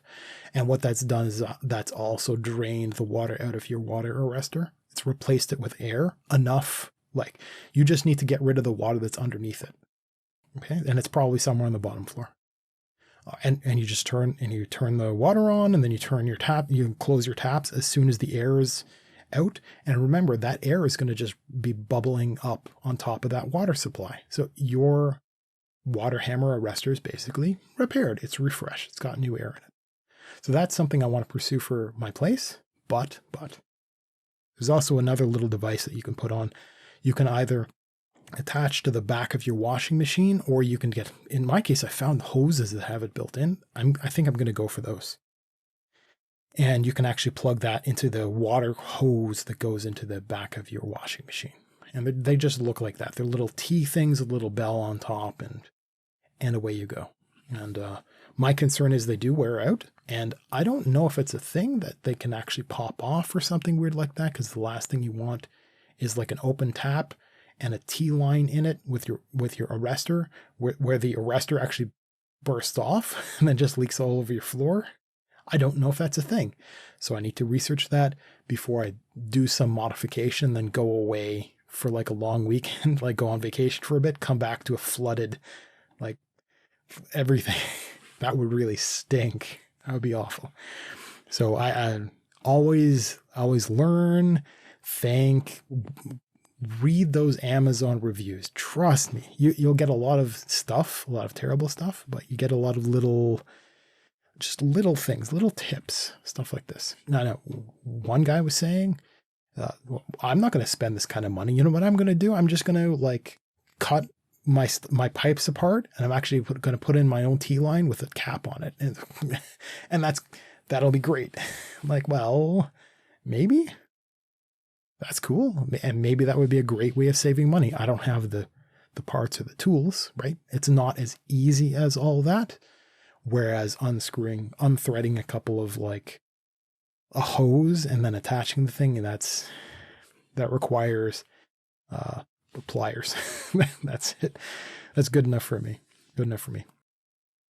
So yeah, when researching noise, I come across all these interesting new things, and then just badly hammering out stuff through a keyboard and asking the Oracle of Google using bad language, you're going to be using the same kind of language as the next ignorant person over. And somewhere in the middle, someone on the internet has taken those phrases that you're using and has given answers. So you can actually just inarticulately describe something that's on your mind, like noisy washing machine, banging pipes, and I did that for a little while, and I kind of gave up, and then came back and went, and then until I got results. And you just look at them and then think about these different solutions, and somebody somewhere wants to make money off of you. So there are quote unquote solutions, and there's fad stuff, and there are lies and stuff like this. So kind of be aware, in a free market, like people will buy blankets that you can put over your door to quote unquote soundproof. Like, no, kind of, no, not really. No. And I may as well bring that up. So the last time I was looking into sound treatment. So the problem is, if you've got a microphone and you want to talk, you want a quiet space, but you don't just want a quiet space, or you want a quiet space that sounds listenable. So it isn't just that you want to not have noise, not have background noise, traffic, the hum from the microphone, or the fans in your computer. You want to reduce all of that, but you also need to make it sound listenable. You need to make it, now perhaps you imagine your listener with headphones on that person's got reasonable training, right? In the sense that that person's listened to other audiobooks, and they will hear not just your voice, but your equipment and the room you're in some sense. And you would want that person sitting, listening, almost to be in the same room as you. And if it sounds like a bathroom, a person's not going to want to, sit on the counter in your bathroom and listen to you read. That's not a pleasant experience. You want it to be, well, perhaps you want it to be like a bedroom sound. You want it to be warm, or you want it to be, or something. You want it to be close to the person, not like it's in a hallway, not like it's in a giant ballroom, nothing like that. And so there's a concept of sound treatment, and for voiceover people, for narrators, for voice actors, this kind of stuff, assuming the rest of stuff is managed. So the equipment doesn't have hums, so there's not fans, air conditioning, heating, traffic, dogs, this kind of stuff. If all that's managed, then they have to think about the room. And what some of these people do is they don't think about the room in terms of, you've got your walls, your 4 or more walls, and you can do stuff to put stuff on that plain drywall. You can put pads up, you can put foam up, you can put these specialized little insulation wrapped in cloth, and you can do all kinds of stuff. But what some of these people do is they're like, well, what I'm going to do is I'm going to put a towel over my head. I'm going to put a sheet over my head, and lean right into the microphone, because you need to be right up close anyway. And that way, all the weird sounds that my voice make, they won't reach out into the rest of the room and make it sound like unfurnished, for example. And that, well, does that work? Is that comfortable?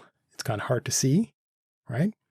And some people say, well, okay, well, let's walk it back out. I want a freestanding structure that I can make. And I can make one out of PVC. And so there's some instructions on how to make an audio booth, a vocal booth, out of PVC, and then you put blankets over it.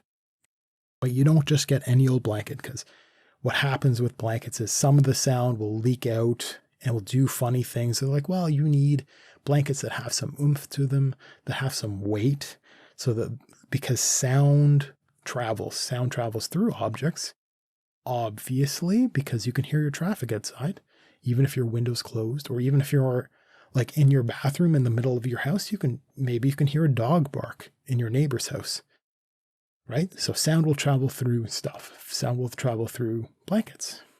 And so they get these moving blankets, which are heavy because they're extra padded, right, for furniture.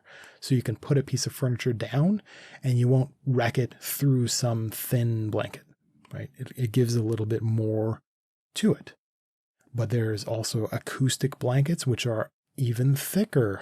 Although remember, if there's a product to be sold and there are suckers, then that product will be overpriced and pitched to those people.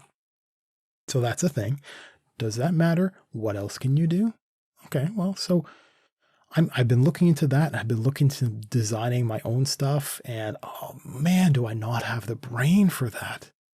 I went looking for software that would actually just help me like measure and line up PVC piping and all the different curves and not even just getting the measurements right, because I do want to do that, obviously, but just figuring out the layout. I couldn't find software that would help me. I'm like, do I want to start modeling in Blender? Do I want to start? And I found a piece of software that's a little bit easier, and it's not easy enough. Like, it's not hard. I'm like, wait a second. I have popsicle sticks. I'm just going to get some popsicle sticks, line them up, try to figure this out. Imagine that there were pieces that had to fit together. I ended up giving up because I was trying to accomplish something that was, now I know why nobody else has invented the thing that I was trying to chase after. I could probably still figure this out, but man, it's just hard for me to wrap my brain around. I was honestly thinking about like busting out Minecraft, getting it installed again, going into creative mode and just like laying blocks down until I could figure out how this stuff would look. Because I can't draw. And that was a project of mine. I've got all kinds of like sketching stuff, and I just don't have a brain for it. I don't have a brain for either the artistic side, and I don't have a brain for the technical side, like the architecture side that would be more appropriate for designing PVC piping that fits together. So what do I have? What some people do is they're like, well, if you put your microphone in your closet with all your clothes back there and you talk into it, you've got all that stuff behind that kind of like shatters the sound, so it doesn't quite get back into the microphone. It's like, well, unless you go in and you close the door, it's not going to matter because your voice goes everywhere. It reflects off of not just behind the microphone, but behind you. And then it comes back with a delay, like that echo in a room. You're going to get that echo from the sides, and you're going to get the echo from behind you. Oh, well, so that's not a very good solution if you want a nice quality sound. I mean, maybe it's good enough for some stuff. Maybe that's what I would do for just narrating my little nonsense bits. Plus, I've got this wonderful cleanup process that I'm still getting right. And maybe the combination would make things pretty good. Like pretty good. Not professional, but pretty good. Okay, acceptable. But what I decided to do is I've got like a boom arm that I put a quilt over. Well, what the heck are these things called? Well, it's essentially a quilt. And I broke out one of these. They're on wheels. You can get like clothes hangers, but they're freestanding on wheels. And they're really inexpensive. And I just got one, and I hang a whole bunch of shirts and pants on it. And so you can actually like take your closet and pull it up. So, and I don't know if that's improving the audio at all. I can't tell. I need to run some tests and I'll find out this kind of stuff. And maybe what I'll do is just crowd myself and make this little box. And the other concern is, of course, you've got a microphone that's in front of monitors, which are nice, flat surfaces that will definitely reflect things. But honestly, I don't care, because the back of this microphone, like if I were to move, like I already know, even if I do audio treatment, which kind of pulls the levels up, which makes the volume quite similar, I know that if I move off axis, it's going to be a lot harder to hear me over here. And I can even move back here to the side. And so I'm a lot quieter here. And I'm just talking with the normal voice here. If I move around the other side, I'm going to get quiet again, probably. I can't look at my monitor at the same time. And that's just the side. The back is even quieter. So I'm not concerned about my voice passing through the microphone, around the microphone, hitting my monitor, coming to the back end of my microphone. I don't care, because it's not getting into the microphone, not really, not enough.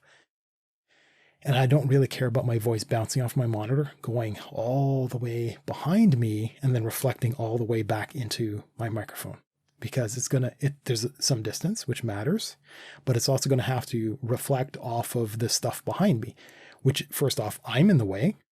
And, maybe I need to wear a certain kind of sweater that would help break things up. But also the stuff behind me is like, the hanging clothes or the quilt or whatever. And that's going to mess with the sound. So maybe, right? So sometimes people want to sell you a thing and it'll be outside of budget. And you have to look for something else. And then those people are trying to sell you a thing. But maybe you don't need to do it. Maybe there's a do-it-yourself, a DIY thing that can be done. And that applies to all kinds of stuff. And maybe you have all the objects you need. And as soon as you understand the principles of your problem well enough, you can just be creative, like tinker around, like be curious, George, and just play around with all the toys you already have, all those tools. Like if sound reflects weird off of weird surfaces, go and find some weird surfaces. But you're going to have to learn things like the bookshelf myth, or the closet myth, or the blanket myth, and understand, do these help at all? How do you run tests? Do you have to do it the quote unquote right way? What other things can you do? So, I have some plans that I will explore later, probably in a couple of months. No, I'll try before the end of the year. I've got some interesting stuff lined up. But I've got to be on camera, and I've got to have my new audio gear, and I've got to do some other testing. And with the combination of all those things and this new little project I've got going, I think it will be awesome. So we got about 15 minutes left. I want to get into editing the old show stuff. So I know I forgot, I'm pretty sure Minion, you forgot that. So we had essentially show after show after show, trying, like, deciding on time, on not just time of day, but length, trying to talk about like audience a little bit and maybe subject a little bit. And so there's day after day that I decided to just record, because I knew it would be interesting, because I'm an archivist, right? So I wanted to document the arc of going from nowhere with nothing and not knowing what's going on, all the way through to, I don't know. I can't know what this will become. But what I can know is, with iterative compound improvements, it will become better. Okay? And I know that I can do that because I've done that with other stuff, with lots of other stuff. What I don't know is whether or not Minion can actually become, what would the term be? Like independent? like independently exploring, researching, learning, rather than being essentially an employee. Because like Minion, I don't think you'll ever be a small business owner. I don't think you're the type. Especially with some totally unknown field. You just have an idea and go from idea into something. I am the type. I've kind of done it. I don't like it. But iterative improvement, like compound improvement, is something that I've stressed again and again. And maybe I just have to keep hammering on it every couple of months. Just talk about 80-20 time, right? 80% is doing same old. 80% is leaning on your own expertise with the tools you have, making do, not expending, not having a budget, not doing anything. It's the grind. And most people live in that place because life sucks, because you have certain obligations, and there's only so many things that you can do to meet those obligations. So a lot of people, they work, they play, they sleep, right? And it just cycles like that. Now, the idea of 80%, 20% is to do what is possible to, even if it requires having less, taking on the pressure of not pursuing those niceties, of not having the luxuries, of suffering through the hardships without having any means to alleviate those stresses. So taking on that challenge and then taking that time or that money or that whatever, that brain space, and filling it with something that you can turn around to attack that 80% with, that the rest of life. So you go from your 100% to chip away with 99%. Now you've got that 1%. You try to pit it against the 99. Hey, it's going to be hard. Fine. But that will eventually chip away until you earn 2%. And that 100% that you had been tackling, that is 100% stress, now becomes a little bit easier because you were able to that until you can actually legitimately free up some time. It will have paid for itself. Your life becomes slightly less terrible and you have a little bit more optimization time. And somewhere in there is, if you pursue it and you keep paying off that hardship in life, some of that turns into free time, playtime, so to speak. And if that's done with like a project that you have in mind, like let's say, for example, you don't work weekends and you can actually take that off, you can put it towards some new project instead of trying to relax. And then you pursue 80-20 with that, which is you have 2 out of every 10 hours you have to put towards optimizing the practice of whatever you're trying to do. So you might want to learn to draw, like me, for example. And you sit there and you just practice. But at some point you stop practicing. It's not intuitive, but you spend your time like learning about technique or trying to get the right tools or watching and getting inspired by other artists. And this is not you practicing your art, right? This is you doing other stuff, but in doing the other stuff, it can then be applied to your practice, your personal practice, and it will improve it. Maybe by, you spend a little bit of that 20%. Hey, you learn that artists have electric erasers and you learn why and what kinds of erasers, what circumstances. And you're like, and that you, as part of your 20% time, you learn that. You're like, oh, now you can apply it to your regular practice, your 80%. And suddenly it makes your life so much easier. Or you learn about certain kinds of paper, or you learn about certain grades of pencil, for example. Hey, this pencil people like with this paper because it's real easy to erase. And like suddenly, oh, I don't have all these smudges anymore. Oh, I don't have to start over again. Oh, I can make all these little adjustments. And it makes everything easier and nicer.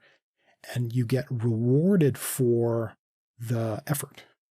Okay, so that applies to basically everything. And I have to reinforce that.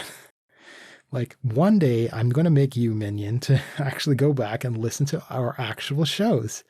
Maybe I'll have like a quiz, like, hey, Minion, talk about what you learned about last episode. And I'll just do that once a month. We'll have like a solid hour of me like having you talk about, hopefully excitedly, about something you learned in a past show.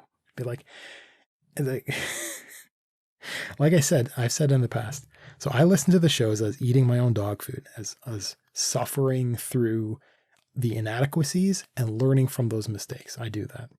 But I can drop little to-do items in these, and my future self will listen to them, go, okay, well, oh, I forgot about that. Oh yeah, let me play with that.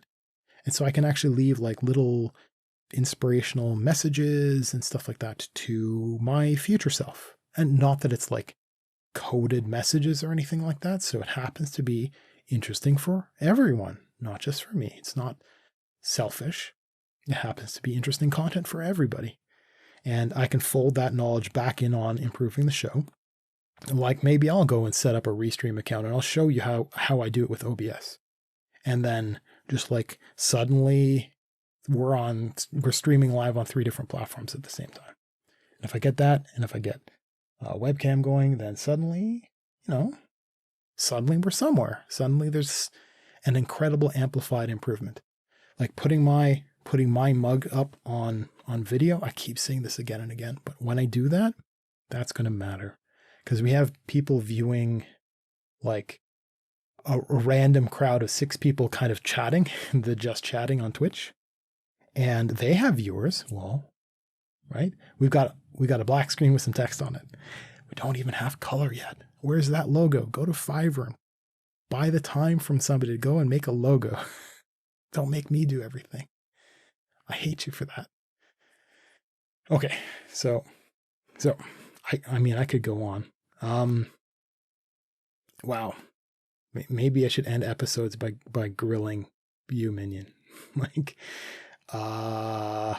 Minion, what's on your to-do list? What's the next significant improvement that you would like to do in your processes or for the show?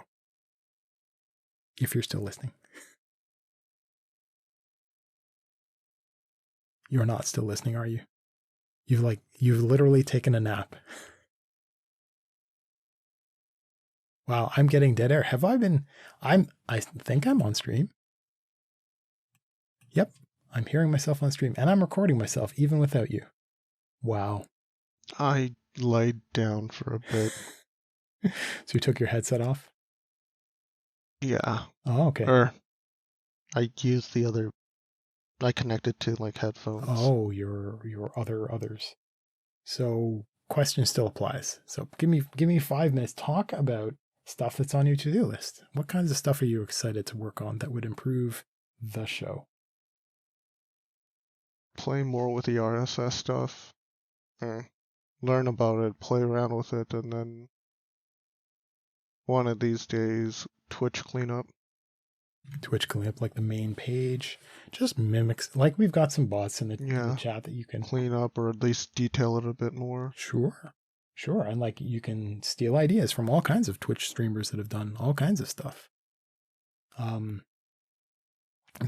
RSS thing. So for listeners, the RSS is what is a format for describing changes, updates, events in a computer readable format.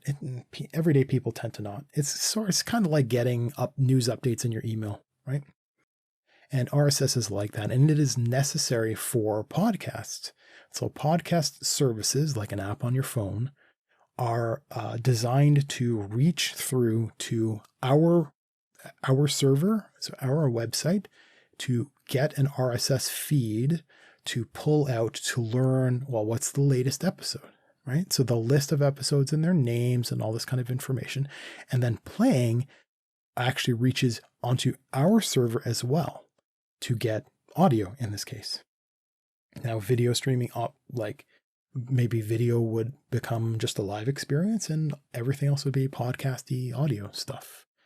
And we'll figure that stuff out. Now, what has to happen is that RSS feed, that information has to be created. And it's not created by a person generally. It's created by a piece of software. And we've got a piece of software running that it's experimental. I only have one choice right now. So if this doesn't work out, I'll go look for others and others and others, and I'll install something and we'll figure it out. Like, podcasting is not new. Therefore, the technology that makes it happen is not new. So I should be able to just inarticulately research and find and figure it out. Like, I are smart, so I are going to figure it out. And so, Minion, what you were talking about is the piece of software that we've got like an administration panel and you can upload stuff. Now, I went and checked it out because I didn't trust that you would actually do anything with it. So I went and looked, and it was just throwing errors. And I don't think it's something that you did, because it's designed to just like clickety-click, upload thing, and it works, right? So I think maybe there's an old outdated version that got installed or something like that. But I decided I'd delete it and I would reinstall it from scratch. I don't think that's going to solve a problem, because the problem is it's a brand new installation. And if a brand new installation has an error, reinstalling it again is like hitting your head against the wall. It's the exact same thing. So you're just going to get the exact same problem.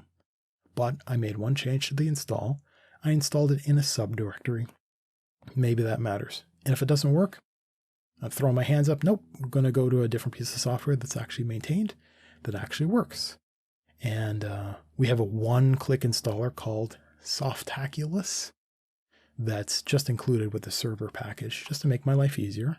And this is personal hosting. We don't have separate hosting set up for lucidindifference.com. Visit our website and you can check out our playlists. And so I just use this for my own personal hosting, just to experiment with stuff before I figure out how to transfer this into different hosting and blah, blah, blah, right? One thing at a time. So I wanted to test the RSS stuff out. If I have to, I'll just like go over my hosting's head and just hop in and install software the traditional way. I have a background, unfortunately, of having to deal with that nightmarish stuff. So I can figure it out. I haven't forgotten any of those skills because I still use them. I still use the technical stuff to do backups and stuff like that. Backups of my own websites and things like this. Anyhow, so we will not have an actual website change, but the RSS feed stuff will definitely let us. Whatever, iTunes or whatever the heck, right? Not my problem.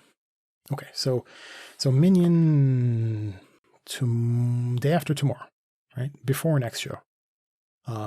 Give me an update. Let me know how it goes. If you want me to do the uploading, because I make the WAV files anyway. I mean, I can be the guy that just uploads stuff if you tell me how, or I can just do the same thing. We can put it in our sync folder in our Vault software, and you can do that. Doesn't matter to me. Okay. So we're done. So this has been 2020-10-21. What episode is this? 28. You can listen to us to more of our stuff. You can find us on YouTube at the moment, and we're live on Twitch. But you can look at our old episodes on lucidindifference.com. Thanks, and I'll see you soon.